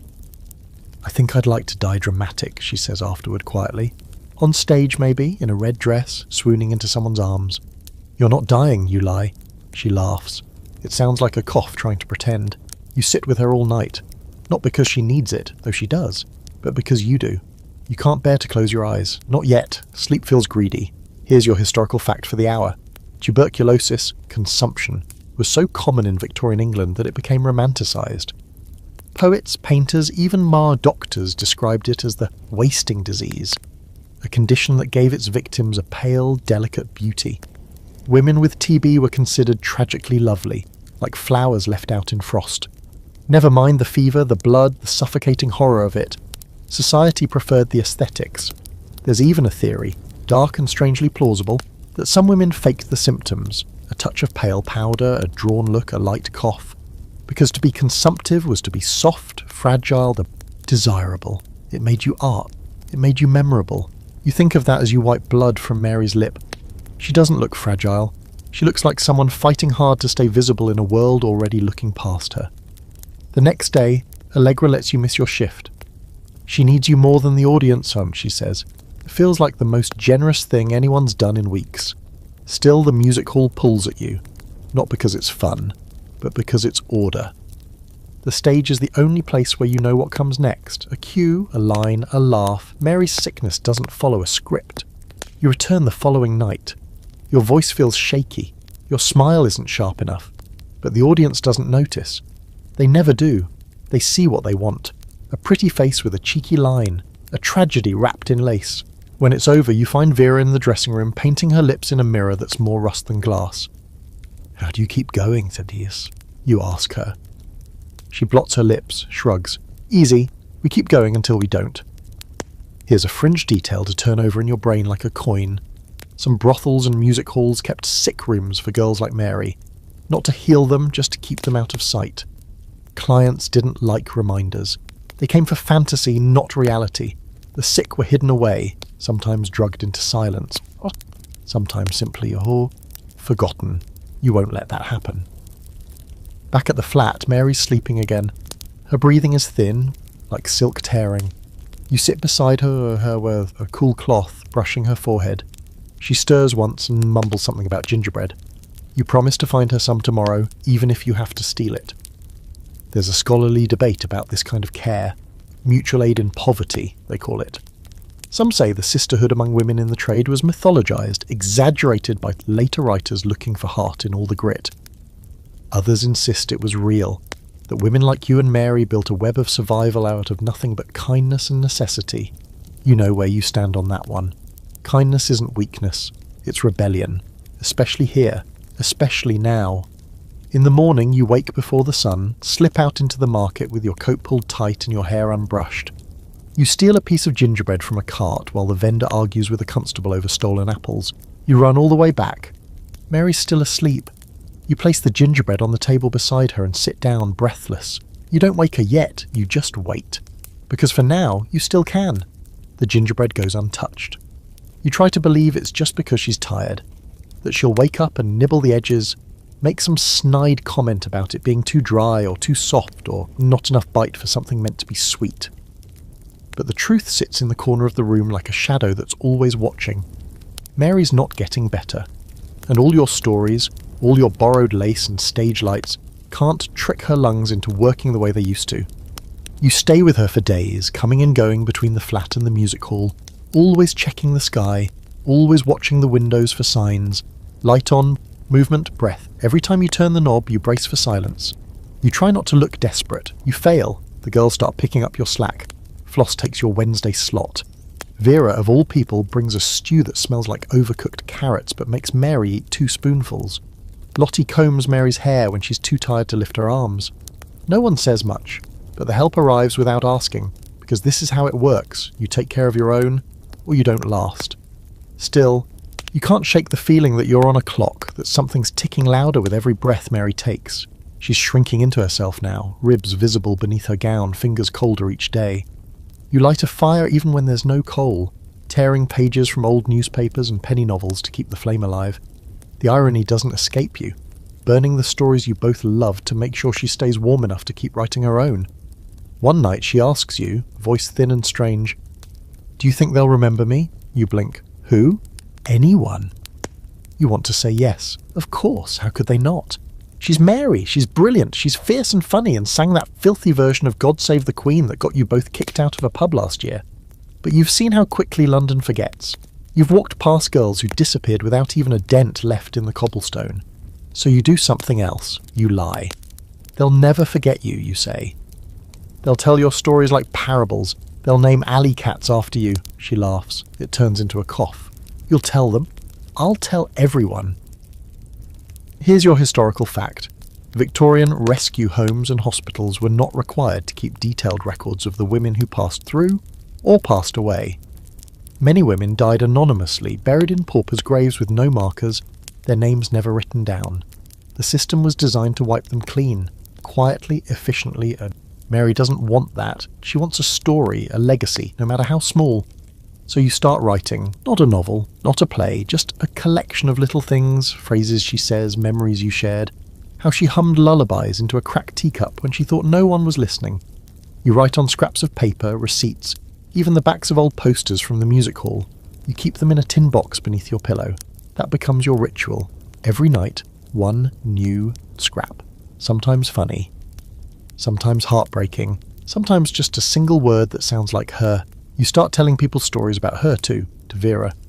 Did you know Mary once slapped a man with a frozen herring? To Floss. She stole a bishop's watch once, gave it to a chimney sweep just because he smiled at her. To Lottie. She believed the Thames could whisper secrets, but only if you were patient. Some of it's even true. Quirky fact for you, there were women in the 1800s who made their living composing fictional biographies for prostitutes. Seriously. A client would pay extra for a backstory. Childhood, lost love, tragic accident. They'd present it to friends like gossip. You wouldn't believe what she's been through, they'd say. It was part of the theatre, part of the transaction. But you're not making Mary's story for sale. You're making it so she won't vanish. The days blur. Sometimes she sleeps for hours. Sometimes she wakes with fever dreams and calls you by the wrong name. Once she tries to get up, insists she needs to sweep the floor. You gently push her back down. She cries. Quietly, like she's embarrassed. "Just don't want to be dead weight," she mutters. "You're not," you say. "You're the fire." She smiles at that, even if it's cracked around the edges. There's a scholarly debate that always sticks in your craw, the one about whether women in poverty were truly voiceless or whether their voices were simply ignored. Some academics say they left no records. Others say the records were there, just not written in ink. You think Mary's voice could fill a library if anyone had bothered to listen. So you become the library. Each story you tell, each scrap you write, it builds a small monument. Not stone, not bronze, just memory. You find yourself reciting them on stage without meaning to, slipping a Maryism into a sketch, telling as a joke she once told in the middle of a scene. The audience laughs, unaware that they're clapping for someone they'll never meet. One night after a show, a man offers you a tip and says, "You've got a wicked tongue on you. Who taught you to talk like that?" You pocket the coin. "A queen," you say. He laughs, not understanding. But you do. Back at the flat, Mary's sleeping again. Breaths shallow, hand curled around that ridiculous chipped teacup like it's her sceptre. You sit beside her. You watch. You wait. Because no matter what the stories say, queens don't die alone. Not on your watch. The room is quiet. Not the good kind. Not the kind that comes after laughter or fills the space between two people who know each other well enough not to speak. This is the heavy kind, the kind that sits on your chest and makes your ears ring, like your body knows what happened before your brain catches up. Mary died sometime before dawn, and you knew it was coming. Everyone did. Her body had been giving you signs for weeks, the cough that never softened, the breath that came in hitches, the slow fade in her eyes, like a candle dimming from the inside. But even when you were counting her ribs, even when her voice went hoarse from trying to say goodbye without saying goodbye, part of you still hoped, because people don't just leave. Not your people, but Mary did. You find her curled up the way she always slept, one arm across her chest, head tilted like she was listening to something no one else could hear. The teacup is still near her hand, the gingerbread still untouched. You touch her cheek. It's cold but not yet stiff. That matters to you for some reason. You sit beside her, knees to your chest, heart hammering like she might wake up if it's loud enough. She doesn't. You don't cry yet. Instead you move. There's no guide for this kind of grief. No official handbook on what to do when a girl dies in a flat you share with 4 others and a cat that's been missing for a week. You open the window to let out the soul. That's what Floss told you to do once, half drunk, quoting her grandmother. Otherwise it gets stuck in the curtains. You do it, just in case. Then you go to Allegra. She doesn't ask what you need, she just gives you a key. There's a room at the end of the hall, she says. It was used for costumes once, no one goes in there now. You take Mary's body there that night, wrapped in her old blanket, carried with the quiet reverence of someone who's done this too many times. Floss helps, so does Lottie. Vera doesn't come, but she sends a bottle of something strong and clear, with a label so worn you can't tell if it's medicine or poison. Doesn't matter. In that little room above the music hall, you lay Mary out like royalty. You wash her face, brush her hair, dress her in the green gown she wore that one night she almost got a marriage proposal from a man with too many rings and not enough teeth. You find a ribbon and tie it around her wrist. She looks peaceful, not tragic, just still. And then you cry. It comes all at once, quiet at first, then loud, gutting. You shake with it, not for the drama, not for anyone to see, just because she's gone, and you don't know how to carry the weight of her absence. You cry until your throat burns. Here's your historical fact. In Victorian England, working-class funerals were often paid for with pooled pennies.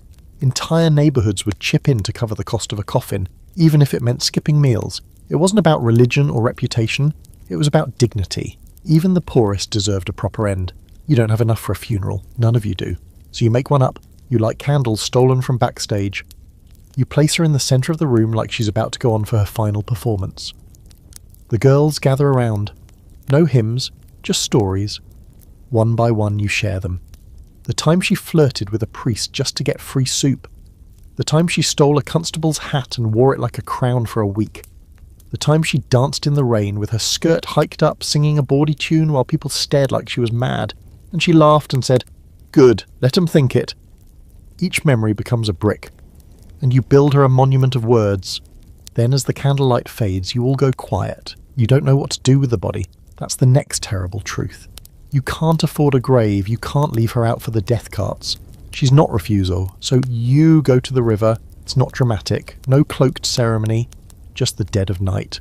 A rowboat borrowed from a man Allegra once charmed out of 2 favours and a free drink, and 3 girls who refused to let their friend be forgotten. You row her out in sunlets. Wrap her in her blanket. Tie the ends so she won't float back. Say something, Floss whispers. You do. You say the thing Mary asked you to say. You were fire, you whisper, voice cracking, and no one ever put you out. Then slowly you let her go. The river takes her, quiet and cold. She disappears beneath the surface like she was never there. But she was. You know she was. Here's a strange, nearly forgotten fact. Some women in Mary's position made their friends promise to dispose of their bodies without the authorities ever finding them, because if the system found them, they became records, or worse, cautionary tales. To vanish was, in some twisted way, a final act of autonomy. Mary vanished by choice, and you helped her. Later, back at the flat, you open the tin box beneath your pillow. You read the scraps, you add one more. She danced in puddles and never asked for permission. You fold it, add it to the pile. There's a scholarly debate about legacy, about whether it belongs to the dead or the living, whether remembering someone is about honouring them or about trying to make your own pain smaller. You think it's both. You don't care what the professors say. Mary's gone, but she's still yours. And tomorrow, when you go on stage, you'll steal one of her old lines, just for her. You're standing on the corner near Whitechapel when you hear the first words spoken in German. It's a harsh sound in a city that's already full of noise, but this is different. Not the clipped accent of a well-heeled Prussian tourist, or the loose mutter of a merchant in the Jewish quarter, but something cracked and breathless. A girl's voice. You turn, and there she is. She's barely older than you, face flushed with panic and a hand clutched around the strap of a threadbare satchel. Her boots are falling apart. Her dress was fine once, you can tell, but now it's been washed too many times in cold water and wrung out with hands that shook. She speaks again, louder now, and the words don't quite land right on her tongue. Bitte. Bitte. Hilfe? She's lost. You step closer. She flinches. You raise your hands gently, like you're trying not to spook a horse. You speak English. A pause, then a shaky, a little. She's shaking now, and you're not sure if it's the cold or fear, or both. You know that look. You wore it once, not too long ago, standing on a London street with empty pockets and no name that anyone here wanted to say right. You take her back to the flat. Floss frowns, but doesn't argue. She makes her a cup of tea and adds just enough sugar to pretend you're not out of milk. The girl, her name is Mina, sits curled on the edge of the mattress like she's not sure she's allowed to put weight on it. You notice her hands, too clean. Her nails are trimmed. Still pale. She hasn't been here long. How did you get here, you ask. Ship, she says. Southampton, I work. Was told better work in London. You exchange a glance with Floss. There's always someone promising better work in London. Later that night, while Mina sleeps, you and Floss talk in the hallway. She's fresh, Floss says. Straight off the boat. Doesn't even know where she is. Someone brought her here. Someone always does. Here's your historical fact. And it's a grim one. During the late 19th century, the trafficking of foreign women into British cities, particularly London, was quietly rampant. Most came from Eastern Europe, especially Jewish and German communities escaping poverty or pogroms. Some were promised work as maids or seamstresses. Many ended up in brothels, stripped of passports, names, and any hope of escape. You try not to think about what might have happened to Mina if you hadn't found her, or what did happen before you did. In the days that follow, she sticks close to you. She speaks more now, still halting, still uncertain, but she listens hard, learns fast. You show her how to avoid certain corners, how to spot a copper from a block away, how to keep your money stitched inside your skirt hem. She laughs at your jokes, even the bad ones. She tries on one of Mary's old shawls, stares at herself in the cracked mirror like she's not sure the reflection belongs to her. Floss pulls you aside one afternoon and says, "You're getting soft." You raise an eyebrow. "I've always been soft." "Oh, yes, yeah," she mutters. "But now it's dangerous." She's not wrong. You feel it too, the tug in your chest when Mina smiles. The way you instinctively shield her when a man walks too close. You're not her mother, not her sister. But you've become something between protector and translator, and that scares you more than you want to admit. Because you can't protect anyone forever. You couldn't even protect Mary. Still, you keep showing her how to navigate the maze. One night you take her to the music hall, just to watch. She sits in the back, eyes wide, mouth open in wonder. When a girl steps out in a gold dress and sings a bawdy ballad that ends in a cartwheel, Mina actually gasps. You smile. You'd forgotten what wonder looked like. Allegra notices. Of course she does. After the show, she corners you backstage. The girl's yours. Sort of. She's clean? Yes. Does she sing? Not that I know of. Allegra leans in, her voice low. Keep her close. Someone's already asked about her. You stiffen. Who? Allegra shakes her head. Some businessman. Said she was looking for work. Said her name like it belonged to him. You swallow hard. That night you teach Mina how to use a knife. Not how to fight, she's not ready for that. But how to hold it. Where to hide it. Where to stab if she ever had to. You hate doing it. You do it anyway. Here's a fringe fact from the gutters of history. Some immigrant women, especially in the East End, formed the small protection circles. Not quite gangs, more like packed sisterhoods. They watched out for each other, pooled what little they had, and passed around information like gold. Where not to work, who not to trust, what places would let you sleep near the fire if you promised not to steal. You start building one of your own. You, Mina, Floss, Lottie. Vera, each scarred in a different place. You share bread, secrets, needles, laughter, and stories. You teach Mina how to tell them. She's clumsy at it at first, her English gets tangled, her punchlines misfire, but she tries, and she glows when people laugh. You ask her, once, what she wanted to be before London happened. Teacher, she says, for children. You picture her in a classroom, hair pinned back, chalk dust on her skirt, voice calm and confident. Then you picture her now, learning how to flirt just enough to stay safe, how to fold her dreams into a joke so no one sees the hope. You nod. You'd have been a good one. She smiles. I still can, she says. Maybe. There's a scholarly debate about immigrant women in the sex trade, whether they were more vulnerable or more resourceful than their native-born counterparts. Some records suggest they faced greater danger, isolation, abuse. Others say their tight-knit communities helped them endure longer, survive harder. Like everything else, it depends on who you ask, and who's writing the story. But you know this, Mina is strong, not just because she has to be, because she wants to be. She sleeps with a knife under her pillow now. And every night before you fall asleep, you check that it's still there. Because someone is still looking for her. And if they find her, they'll have to go through you first. You find the first one folded beneath a milk crate on a corner near Spitalfields Market. It's damp, torn at the edge, but the title is still legible in smudged, swooping letters. The Scarlet Dove, a true account of London's night creatures. A penny dreadful, the kind printed cheaply and sold to boys with grubby hands and wild imaginations. You almost toss it aside. Then your eye catches a line halfway down the first page.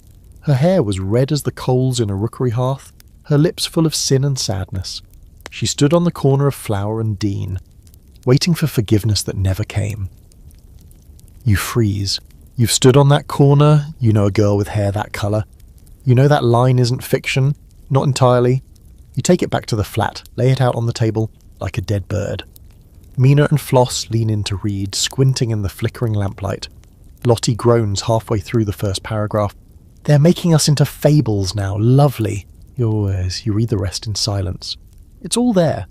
Thinly veiled versions of girls you know, places you've slept, jokes you've told. The names are different, but the bones are the same. Vera becomes Verena. Allegra is just the Madame. And you show up near the end not named, but described in a way that makes your stomach twist. The girl with eyes like gutter water and a laugh like broken glass. She beckons with both hands and curses in 3 languages. Floss whistles. At least they got your laugh right. You try to be amused. You fail, because it's one thing to be seen. It's another to be used. You start spotting them everywhere, new ones each week. The Sins of Soho, The Angel of Aldgate, Confessions of a Music Hall Siren. The stories drip with exaggeration, full of gaslight and corsets and whispered deals in alleyways. Some of it's ridiculous, women climbing drainpipes to escape jealous lovers, madams who poison clients with opium-stuffed bonbons. But in the spaces between the nonsense, you see something more dangerous. Pieces of truth. Places only someone from your world could describe. Stories only a girl in the thick of it would know how to twist. And that's when you figure out, someone's watching, listening, recording. Not a man, not a client, a writer, maybe a woman, maybe someone you've already met and offered a joke to without realising it would end up in ink. You go to Allegra, she already knows. Of course they're writing about us, she says, arms crossed. They've always written about us. The only difference is now they're making money from it. Who is it? She shrugs. Could be anyone. Someone's cousin, someone's maid with a good memory, maybe even one of the girls. You blink. You think it's one of us? She lights a cigarette and takes a long drag before answering. You want to survive in this city? You sell what you've got. Sometimes that's your body. Sometimes it's someone else's story. You feel sick. Here's your historical fact. Uncomfortable as it is, in the mid to late 1800s, the rise of the penny dreadful turned the suffering of London's poorest, especially women, into serialised entertainment. Prostitutes, murderers, thieves, beggars, they all became characters. Morality tales and gothic tragedies wrapped in just enough fiction to avoid lawsuits. The public devoured them. It was the closest many ever got to the underbelly of the city, and if they couldn't get enough, you try not to care. You tell yourself it doesn't matter. There are just stories. People have been lying about you since the day you arrived. What's one more exaggeration? But then one shows up featuring Mina. Not by name. but unmistakably her. The scarf she always wears, the accent, the nervous habit of touching her collar when she speaks. In the story, she's a spy, a seductress, a girl who kills a man with a broken bottle and vanishes into the fog. You don't tell her, you burn that one, but it doesn't stop there. Clients start quoting the stories back to you, asking if you're her, the girl with the laugh, the girl who stabs, the girl who runs. Some even ask to reenact scenes. They slide coins across the table and want you to recite lines they think they made famous. You hate it, but the money's good. Some of the girls lean in. Floss pretends to be the Aldgate angel for an extra shilling. Vera claims she's the one who inspired Verena, and honestly, she probably is. Lottie starts dressing like one of the illustrations, low-cut blouse, ribbon around the neck like blood waiting to spill. It becomes a performance of a performance. You don't play along, not yet, but the city's changing, and you feel it. Here's a weird little fringe fact for your brain to gnaw on. Some penny dreadful authors were, in fact, former prostitutes. They wrote under pseudonyms, sold their tales to publishing houses that paid them less than a third of what men earned, and were often edited into obscurity. But for a brief moment they controlled the narrative, even if only on paper. You wonder if the person writing your story is one of you, if they're trying to protect something or if they've just found a clever new way to survive. One night you find another issue tucked beneath your stage costume. No name, just a drawing on the front. 5 women standing in a half circle laughing. One of them looks like Mary. You take it home, you don't read it. You just place it in the tin button box, folded gently next to the scraps you've written about her, because maybe, in some twisted, ridiculous way, this means she'll be remembered, even if no one gets her right. There's a scholarly debate about sensationalism in Victorian media, whether it dehumanised women or made them unforgettable, whether turning real suffering into entertainment erased truth or preserved it in code. You think about that a lot now. Every time someone calls you the gutter girl with the glass laugh, every time a man asks you if you're the one who escaped a murderer with nothing but a stiletto and a wink, every time you stare into the crowd and see someone reading you. So you do something strange. On stage, in the middle of your act, you start slipping in your own version of events, just little changes, a truth tucked into a lie, a correction wrapped in a joke. You say things that only someone who was really there would know, and slowly, you take your story back. There's a house in Fitzrovia where the curtains never open and the floors never creak, no matter how many boots stomp through it. You know this because you're invited there by a man with a signet ring and a smile so polite it feels like a trap. He meets you after a performance, not in the usual way, not the backdoor scurry or the drunken swagger of a man trying to impress. No, he walks up like your old acquaintances, like this has been scheduled and mutually agreed upon. "Miss," he says, "I represent a client with refined tastes. He wishes to make a private arrangement, discreet of course." You're tired. Mina's fever came back the night before. Your boots have a hole. You've got a headache from stage powder and not enough water. So when he says the price, your first thought is I could fix everything with that. You say yes, not proudly, not foolishly, just yes. Because London is a machine, and tonight you're oiling the gears. The carriage comes the next night. Black as soot, curtains drawn, no coachman visible. You climb in, feeling like you've stepped into a story that someone else started writing without your permission. You ride in silence for what feels like too long, past neighbourhoods that don't smell like smoke, past houses with flower boxes that haven't been burned, past streets that never see boots like yours. Then it stops. The house is tall, proper, plain in that expensive sort of way. No brass plaques, no doorman, just a woman in a pale uniform who opens a Dove's door without speaking and leads you inside. Everything is quiet. Too quiet. There's music somewhere. Strings, slow and strange, but it's muffled, like it's playing underwater.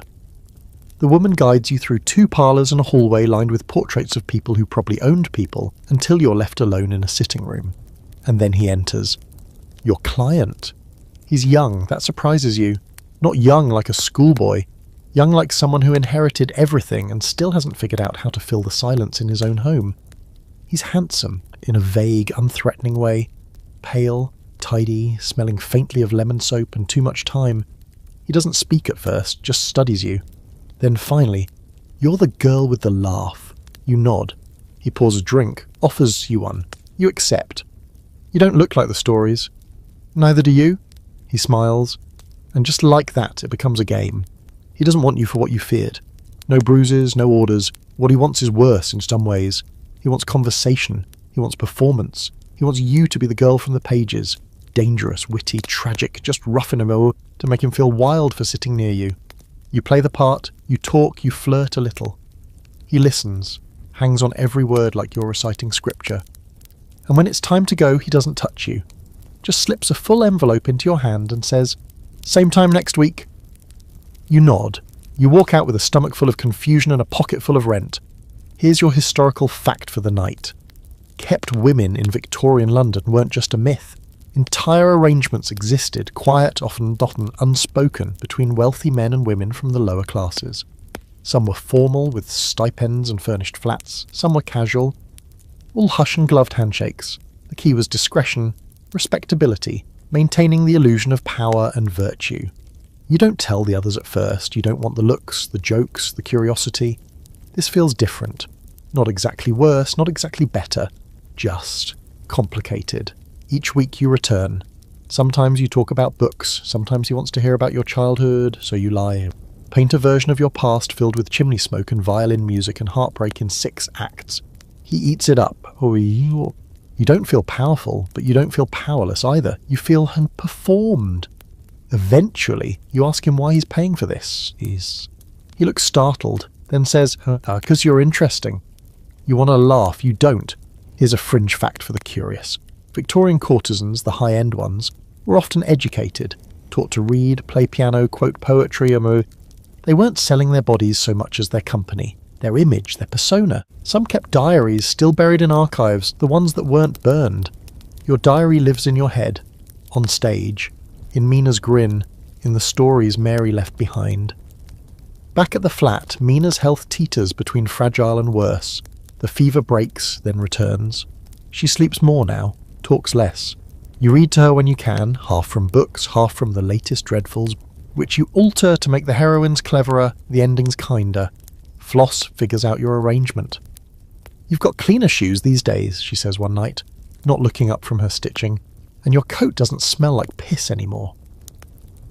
You don't deny it. She doesn't judge. Just don't start talking like you're better than the rest of us, that's all. You won't. You can't.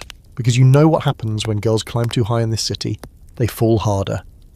There's a scholarly debate about power dynamics in these relationships, whether women with arrangements had agency, or were just swallowing gilded shackles. Some argue they were manipulating men for survival. Others say they were simply better dressed victims. You think the truth is in the space between the envelope and the exit. At the end of your 4th visit, he gives you a necklace. Simple. Silver. Nothing gaudy. "For you," he says, "because you've been lovely." You stare at it. Think of Mary's scarf. Think of Mina's knife. Think of the teeth behind every smile you've ever worn. You take it. But you also slip a line into your next performance at the music hall. The difference between a cage and a cradle is how tightly you're held. Allegra laughs from the wings. The audience doesn't get it, but someone will. Someday. You tuck the necklace into your drawer. You keep going. Because that's the trick. You keep going. It's Vera who gets taken. You hear about it the next morning from a boy who sometimes runs errands for Allegra in exchange for bread and a wink. He comes pounding up the stairs to the flat, face pale under a smudge of coal, panting hard enough to worry you. "They got her," he says. "The bobbies. I jerked her out of the Star and Crown." You don't believe him at first. Vera? She's the careful one, the one who keeps her boots polished and her name clean. She talks to constables like she's doing them a favour. She once talked her way out of a fine by threatening to cough on a judge's hat, but the boy's shaking. "They said she was soliciting," he says. "Public decency charge." You stare at him. "And they needed 6 men for that?" He swallows. "They didn't even let her finish her drink." You leave Mina with Floss and run to the Star and Crown. The barmaid confirms it. 4 of them in uniform, 2 in plain clothes. Said they had reason to believe, didn't show a paper. Just hauled her off. You go to the station. They turn you away. "Nothing to discuss," the constable says, not looking up from his papers. "She'll be processed like any other." You ask what she's charged with. "Loitering with intent." You laugh. It's bitter and sharp. "She was drinking, not loitering." He shrugs. "Intent's in the eye of the law." Here's your historical fact. In 1824, Britain passed the Vagrancy Act, making it illegal to be a suspected person or reputed thief. Translation: if you looked like trouble, that was enough. By the Victorian era, this act had become a favourite weapon against the poor, the homeless, and especially women in the trade. Loitering with intent to solicit didn't require proof, just suspicion, and women like Vera gave the law all the suspicion it needed. Back at the music hall, Allegra is livid. You've never seen her this close to cracking. She throws a glass against the wall and watches it shatter, like it owed her money. "They've been watching her," she mutters. "They've been watching all of us." You ask what happens now. She doesn't answer. That night the mood is off. The girls are nervous. The crowd is rowdy, louder than usual, demanding more skin, more sass, more everything. You try to do your set, but your voice catches halfway through a line about a widow and a candlestick, and you barely manage to pull a laugh from the room. Afterward, a man corners you by the curtain. Well-dressed, smiling. He touches your arm. "You're much better in person," he says. "I was afraid the stories were exaggerating." You pull away. They usually are. He doesn't move, just leans in closer. "You know, they're cracking down on this kind of filth," he whispers. "Won't be long now, you girls will be out of business." "Funny," you reply. "You don't look unemployed." He laughs.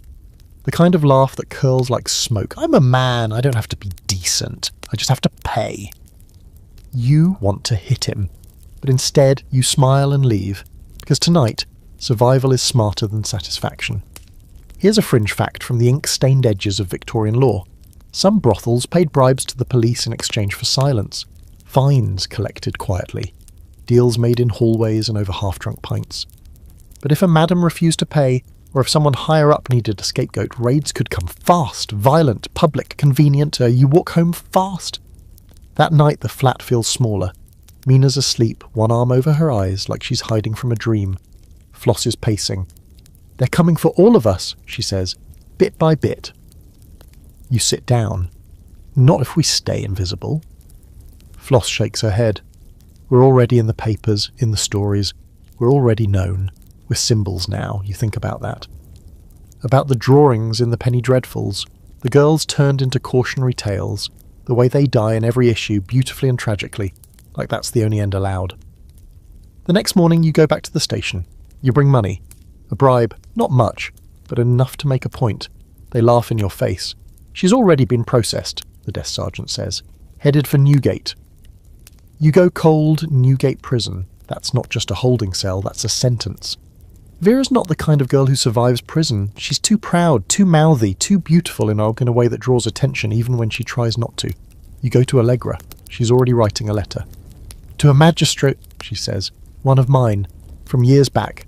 He owes me." You nod. "Can he get her out?" Allegra hesitates. "If he wants to." Later that day, a story comes out in a weekly paper. You don't know who wrote it. The byline is a fake. But the headline grabs you by the throat. "Prostitutes and Poison. The Secret Lives of London's Soiled Doves."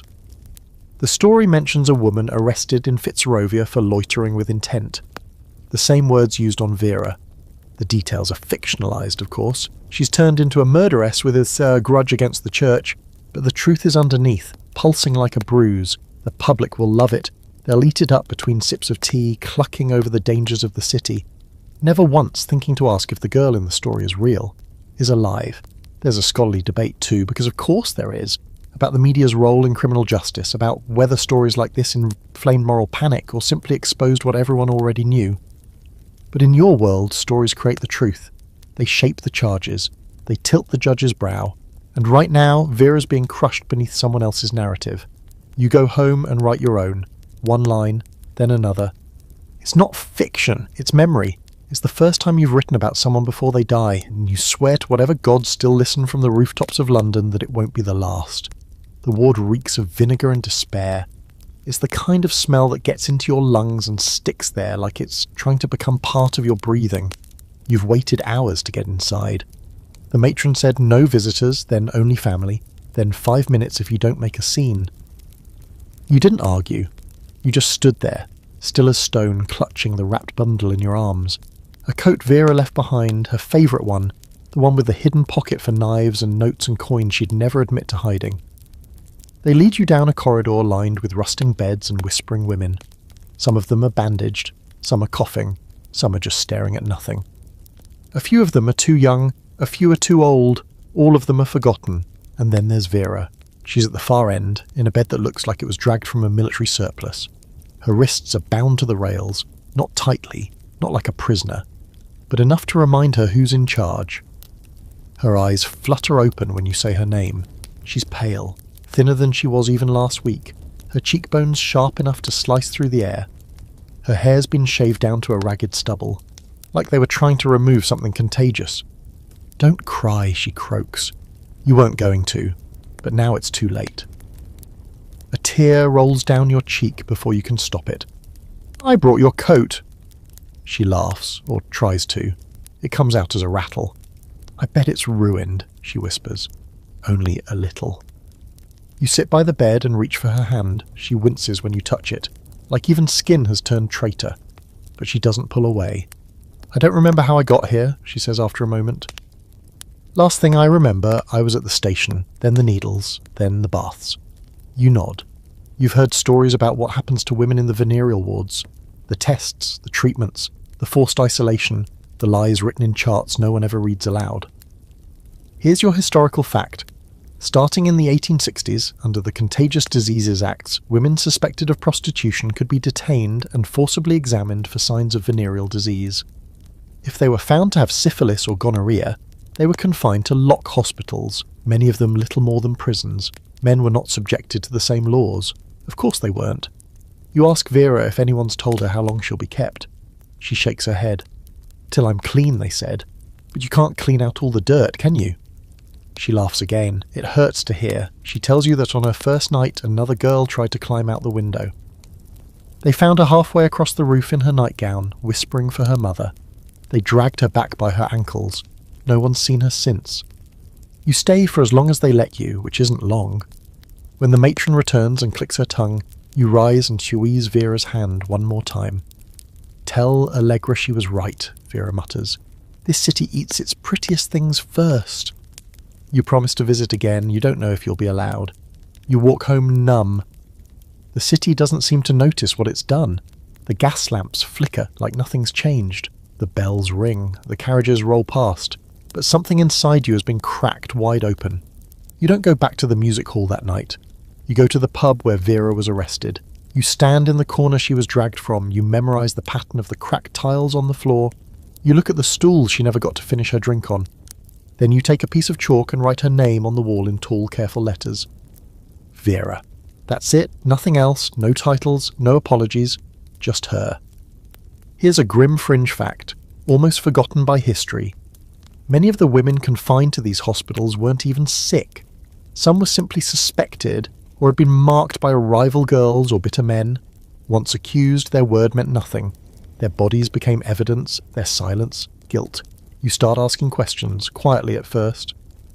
You ask Allegra how many girls she's lost to the wards. She doesn't answer with a number, she just closes her eyes. You ask Mina if she knows any other girls who disappeared like that in Berlin. She nods once. 2. Never saw again. You ask Floss if she'd ever let herself be taken. Only over my corpse, she says. It becomes the thing none of you talk about, but all of you plan for. You keep your legs clean, your lips rouged, your breath sweetened, because sick isn't just an illness anymore. It's a sentence. You visit Vera again the next week. They let you in for 10 minutes this time. She's weaker. Her teeth look too big for her face now, but she still manages a smile. I wrote a poem, she says. You brace yourself. It's terrible, she adds. You laugh. She recites it anyway. It's about a pigeon and revenge. You try to commit every line to memory. You ask if you can write it down. She nods. You take a stub of pencil from your pocket and scribble the words onto the back of a train timetable. You read it back to her. She corrects a word, and for just a moment, she's Vera again. Not a patient, not a prisoner, not a statistic, a woman with a poem. There's a scholarly debate about the ethics of institutional medicine in this period. Some historians argue the doctors meant well, that the state was trying to protect soldiers from disease to maintain public health. Others call it exactly what it was: control, punishment, fear disguised as progress. You know what it is. It's a slow disappearance. and you're not letting Vera vanish, so you start slipping her name into your acts. Not obviously, just mentions anecdotes, a turn of phrase. A girl I know once said, "My friend Vera told me, you don't say she's locked up, you say she's away, but you say her every night, because that's how you keep someone alive." That and poems about pigeons. Rain comes down like judgment, slapping the rooftops, streaking the windows with filth, and turning the streets into sluggish rivers of mud and soot. You watch from the windowsill of the flat, legs pulled up to your chest, Mina curled asleep behind you. Her breath is even, shallow. She's been sick again. Nothing as sharp as Mary, nothing that steals her breath for good, but enough to keep her quiet for days. The knife still sleeps under her pillow. You check it sometimes, just to be sure. You haven't seen Vera in 10 days. They've stopped letting you in. Health precautions, they say. Quarantine. There's always a new excuse. You send messages.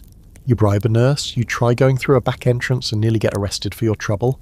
So now you wait, and the waiting burns. Floss tries to distract you. She tells you jokes so terrible they loop back around to funny. She brings home a mangled bouquet of flowers she swiped from a cemetery bin. Dead people don't mind sharing, she says. You laugh because that's what you're supposed to do, but it doesn't stop the coil of dread winding tighter in your belly. At the music hall, everything's louder lately. The crowds drink more. The jokes get raunchier. The girls are working harder, longer, teeth gritted and smiles pasted on like face paint. It's as if everyone knows something's coming, and the only thing to do is squeeze every last coin from the present before it collapses. You've taken to doing Mary's old bow at the end of your act. 1 foot behind the other, head dipped just enough to look coy. A few regulars have started cheering it like it's your signature. You let them think it is, let them clap, let them think they know you. They don't. No one does. That night, Allegra pulls you aside backstage. Her eyes are bloodshot, not from tears, you've never seen her cry, but from 1,000 sleepless nights spent stitching up a sinking ship. She's gone, she says. You blink. What? Vera. They released her. Said she walked out yesterday morning. Your heart skips. Where is she? Allegra's mouth tightens. No one's seen her. They said she left alone. You don't wait. You run. You check every place she might go. The Star and Crown. The alley behind the bakery where she used to stash coins. The steps of the old chapel where she once slept after a night too drunk to stand. Nothing. No sign, not even rumours. You're about to give up when you see her. Slumped on the edge of the canal, coat wrapped tight, hood pulled low. You recognise the boots first, scuffed at the toe, patched on the heel. You call her name softly. She doesn't turn. You sit beside her, not touching, just close enough. She looks like a ghost, paler than ever. Eyes rimmed red. There's a tremor in her fingers, almost invisible, like her nerves are still remembering what happened inside those hospital walls. I thought they'd kill me in there, she whispers. You wait. I stopped talking after day 5. They stopped listening before that. You ask what they did to her. She shakes her head. I'll tell you one day. Not today. Fair. You ask if she wants to come home. She doesn't answer. Just stares at the water. Eventually you walk her back, slowly. She limps. You don't ask why. She leans on you once and apologises like she's broken a rule. When you get to the flat, Floss opens the door with wide eyes and no words. She just steps aside. Mina wakes and sits up, blinking sleepily. When she sees Vera, she moves over without a word. Vera curls beside her, fully dressed, coat still on. She falls asleep that way. Here's your historical fact. Many women released from venereal disease hospitals were given no money, no escort, no resources. Just a pat on the shoulder and a shove into the cold. Most had nowhere to go, some died within weeks, some were rearrested almost immediately. Revolving door of shame and silence, but Vera came home. And now you protect her like you did Mary, like you still do Mina, like you'll do for any girl who ends up in your orbit. Because there's power in keeping each other tethered. The next day you take Vera's pigeon poem and rewrite it into a sketch. It's absurd, loud, brilliant. You perform it in a feathered shawl strutting across the stage like the world's angriest bird, reenacting her revenge on a city that won't stop spitting on her. The crowd howls. You slip in one of her real lines at the end. London don't deserve wings. The audience laughs. But a few people clap slow and thoughtful. You find Vera watching from the back, tears on her cheeks, but a smile too. She nods once. You nod back. Here's a quirky bit of fringe history for your scrapbook. At least 3 known Victorian performers built entire routines around private jokes and coded stories that only their peers would understand. The public laughed, never realising they were laughing at whispered truths wrapped in rhyme and lace. Subversion in silk. You do the same, more often now. You talk about cracked windows and fever dreams, about girls with knives under pillows and boys who mistake sadness for sass, about pigeons and canals and hospitals that smell like vinegar. No one notices, or maybe they do. Maybe they just choose not to look too closely. That's the magic of the stage. Truth can wear a costume and still be real. There's a scholarly debate, of course, about whether the stage ever empowered women like you or just exploited you differently. Were you seen or just sold? Were the laughs your own, or did they belong to the men who paid to hear them? You think about that every time you step into the spotlight, and then you speak anyway, louder than ever. You're sitting on the rooftop one night, boots dangling over the edge, breath fogging in the August air that smells more like soot than summer, when Mina asks you the question, what would you do if you weren't this? You look over at her. She's got her arms tucked around her knees, her chin resting on a scarf that used to belong to Mary. She's not looking at you, she's looking out, at the maze of chimneys and crooked rooftops and gas lamps flickering like fireflies too tired to fly. You don't answer right away, not because you don't know, but because saying it aloud makes it feel further away. Right, you say finally. Mina turns her head, curious. Books, she asks, or plays? Stories, you say, maybe both. Something people keep, something they can hold. She thinks about that for a moment.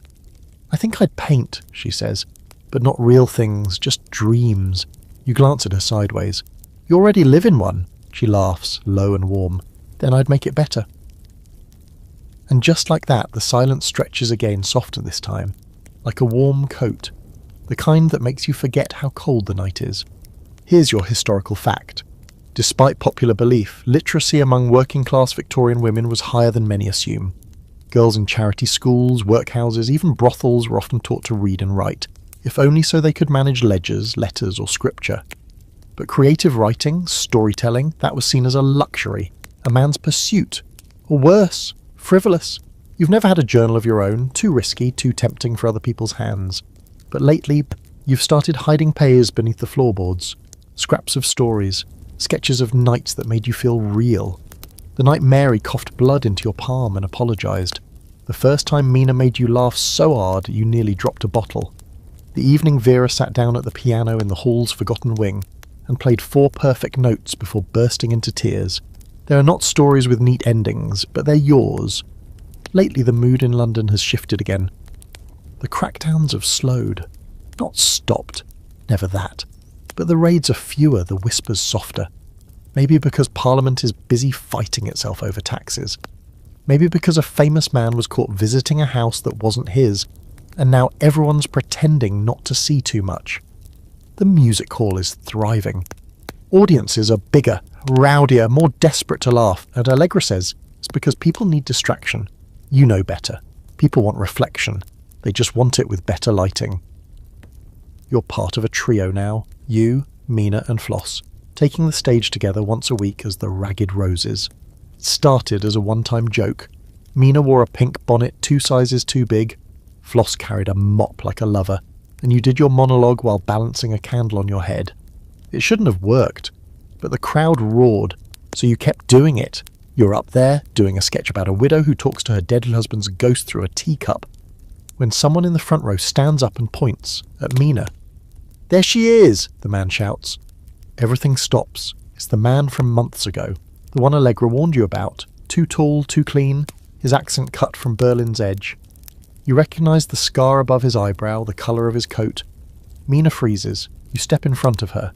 He tries to push forward, but Allegra's already there, out of the wings like smoke, blocking him with a look that could chill steel.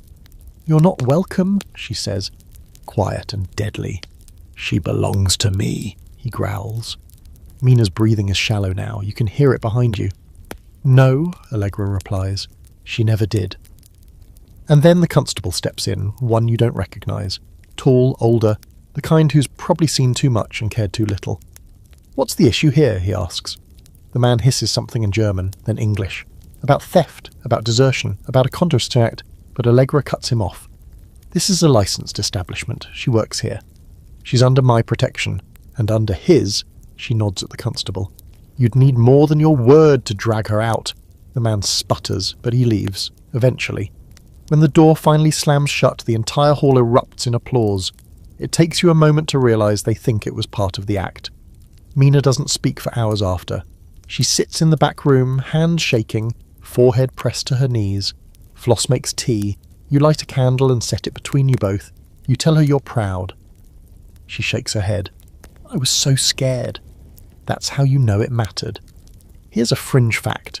In rare cases, brothel owners and music hall managers forge documents claiming legal guardianship over foreign girls, just to protect them from being reclaimed by traffickers. It wasn't legal. It wasn't foolproof. But sometimes it bought them time, a chance to disappear better. Allegra gives Mina a new name, just in case. Rosa, she says, for the stage. For the stories. Mina repeats it like a prayer. You scribble the name into one of your pages that night. Rosa, who painted with silence. There's a scholarly debate, always, about whether women like you found freedom in performance or just learned to wear their chains like jewellery. You don't care. The stage is your sanctuary, the light your armour, the crowd your witness. And tonight you won. When you finally lie down, Mina curls close. Floss snores softly in the corner. The candles burned low. The city outside moans and breathes and dreams in filth. But here, just for a while, there is peace. And a name no man can take. The days grow shorter. You don't notice at first. It sneaks up on you, like most things in this city do. A shift in the light that hits the windows, a chill in the air even when the sky's blue. Before long, the lamps are being lit before supper, and your hands are always cold no matter how close you sit to the fire. London doesn't ease into autumn. It drops into it like a stone, but something's different this year. For the first time, you feel like you're not bracing for the fall. You're standing in it. Steady, scarred, sure, but upright. Not surviving by accident, but by design. Allegra starts booking you more often. Not just for the trio act, but solo spots too. She says your name gets requests now. That people come looking for you, which is terrifying, and thrilling, and strange. You tell a story one night, completely improvised, off the cuff, nothing written down.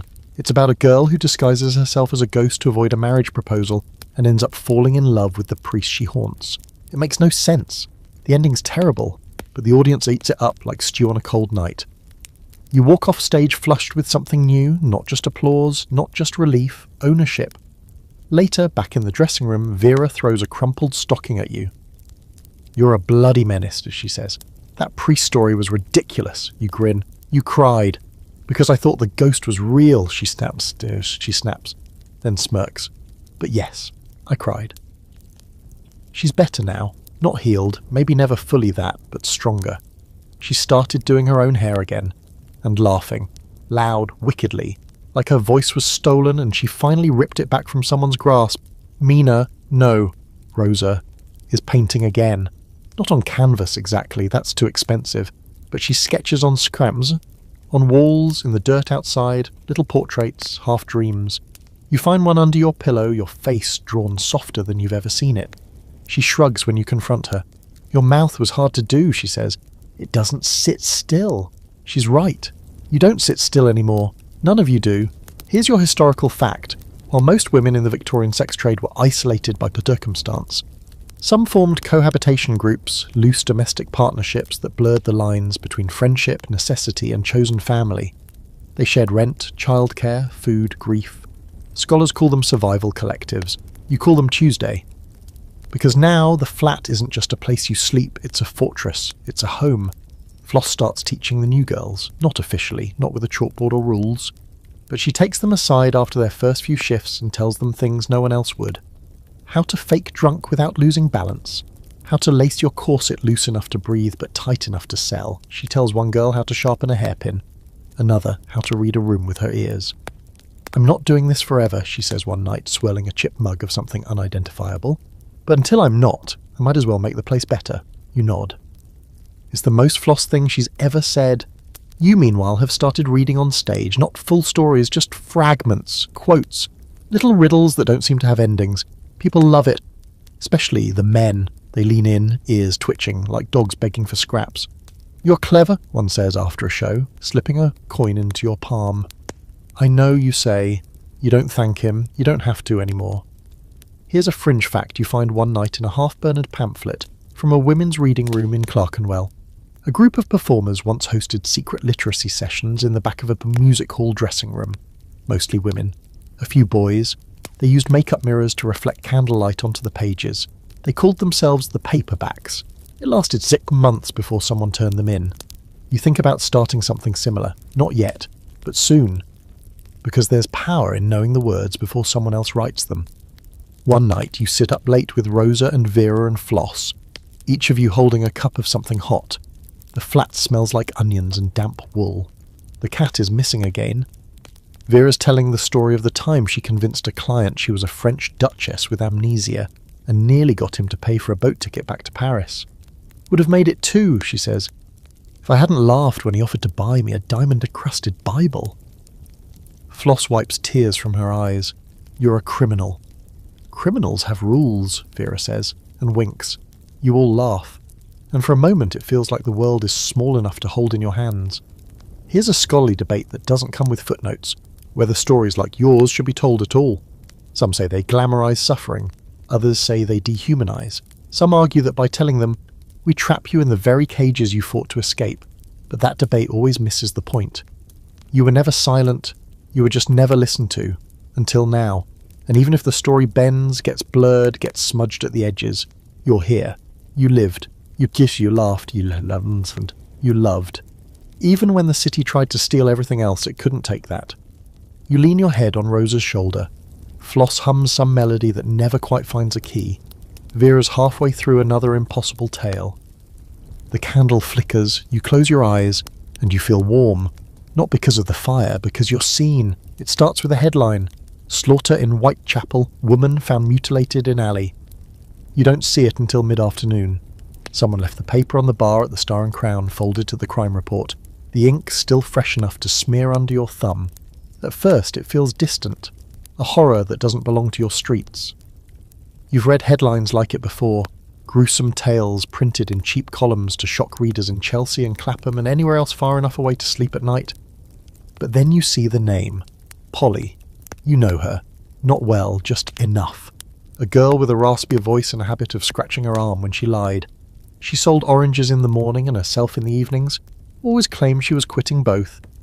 She once told Mina that she believed ghosts could drown, that you had to keep moving or they'd cling to your skin, and she's dead now. The alley they found her in is 4 streets from where you last saw her, sitting on a crate, eating a bruised apple and laughing about something Vera said. That night, no one goes to the music hall. Not because Allegra cancels the show, she doesn't. The doors open, the lamps are lit, but the girls don't come, not all of them. Not with a killer out there, slicing women open and leaving their names behind like torn seams. You stay in the flat, so does Mina, so does Floss. Vera locks the door and pushes a chair under the handle. "Just for tonight," she says. No one argues. Here's your historical fact, and it's one that sticks in your throat. In 1888, a series of brutal murders began in Whitechapel, targeting women believed to be prostitutes. The press called the killer Jack the Ripper. The police called him a mystery. The women called him a promise that their lives could be taken, then twisted into spectacle. The city turns ugly fast. Every man becomes a suspect. Every woman becomes a warning. You start walking faster, carrying heavier things, watching every shadow like it's breathing. Mina doesn't speak for hours at a time now. She flinches at every knock. You find her once in the middle of the night standing in the corner, knife in hand, staring at the door like it said something cruel. Floss sleeps with a hammer under her bed. Vera stops wearing anything that looks like red. You do something you haven't done in months. You stop performing. It isn't fear, not exactly. It's something quieter, deeper, like your voice has slipped down your throat and curled into a fist. You try to write. The ink runs in circles. You try to joke. The punchlines taste like metal. Another girl dies, then another. Each time the name cuts deeper. Annie, Liz, Catherine. Names that could belong to anyone. Names that do. You start keeping a list, not for the public, not for the stage. Just for you, a roll call of the fallen. Polly, rasped when she laughed Annie. Always wore 2 coats, even in July, Liz. Claimed she was Swedish royalty, half believed at Catherine, sold flowers when she couldn't sell anything else Mary Jane, lived 3 doors down. You once lent her a pair of stockings. You write them down like prayers. Here's a fringe fact the newspapers don't print. Many of the Ripper's victims were known by the girls around you. Some even shared beds, shared meals. Shared fears. Their deaths weren't just headlines, they were holes. In rooms, in routines, in hearts. The city wants to turn them into fables. Sad, broken, fallen women who made the mistake of being too visible, too alone, too female. You refuse. One night Vera speaks up. "We should do something," Floss snorts. "Like what? Hold hands and wait our turn?" "No," Vera says. "We tell their stories on stage." You stare at her. Are you serious?" "Dead." You look at Mina. She nods. So you do it. You build a sketch, not a comedy, not quite, but not a tragedy either. You call it The Names They Forgot. No one gets murdered. No blood. Just voices. 5 women, each with a different laugh, a different secret, a different last meal. You're all on stage. You wear simple dresses, no feathers, no sparkle, just yourselves, and you talk.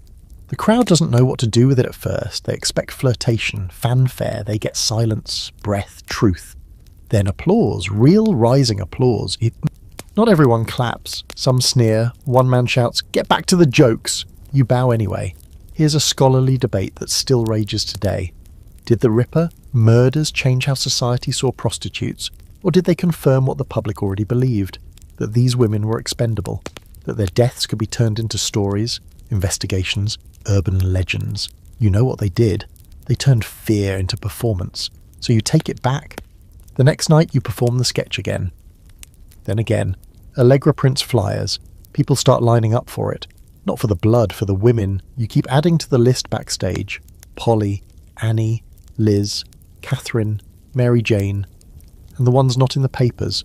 Doris caught typhus in February. Nell, overdosed behind the bakery. Tess, vanished after the landlord changed the locks. Mary, your Mary. Who sang better than anyone, you keep them close. In your pockets, in your voice, in your story. Here's the last thing you write that week. We are not warnings, we are witnesses, because that's what you are now. Not a ghost, not a girl waiting in the dark, not even a survivor. A witness, and that, in this city, might be the most dangerous thing of all.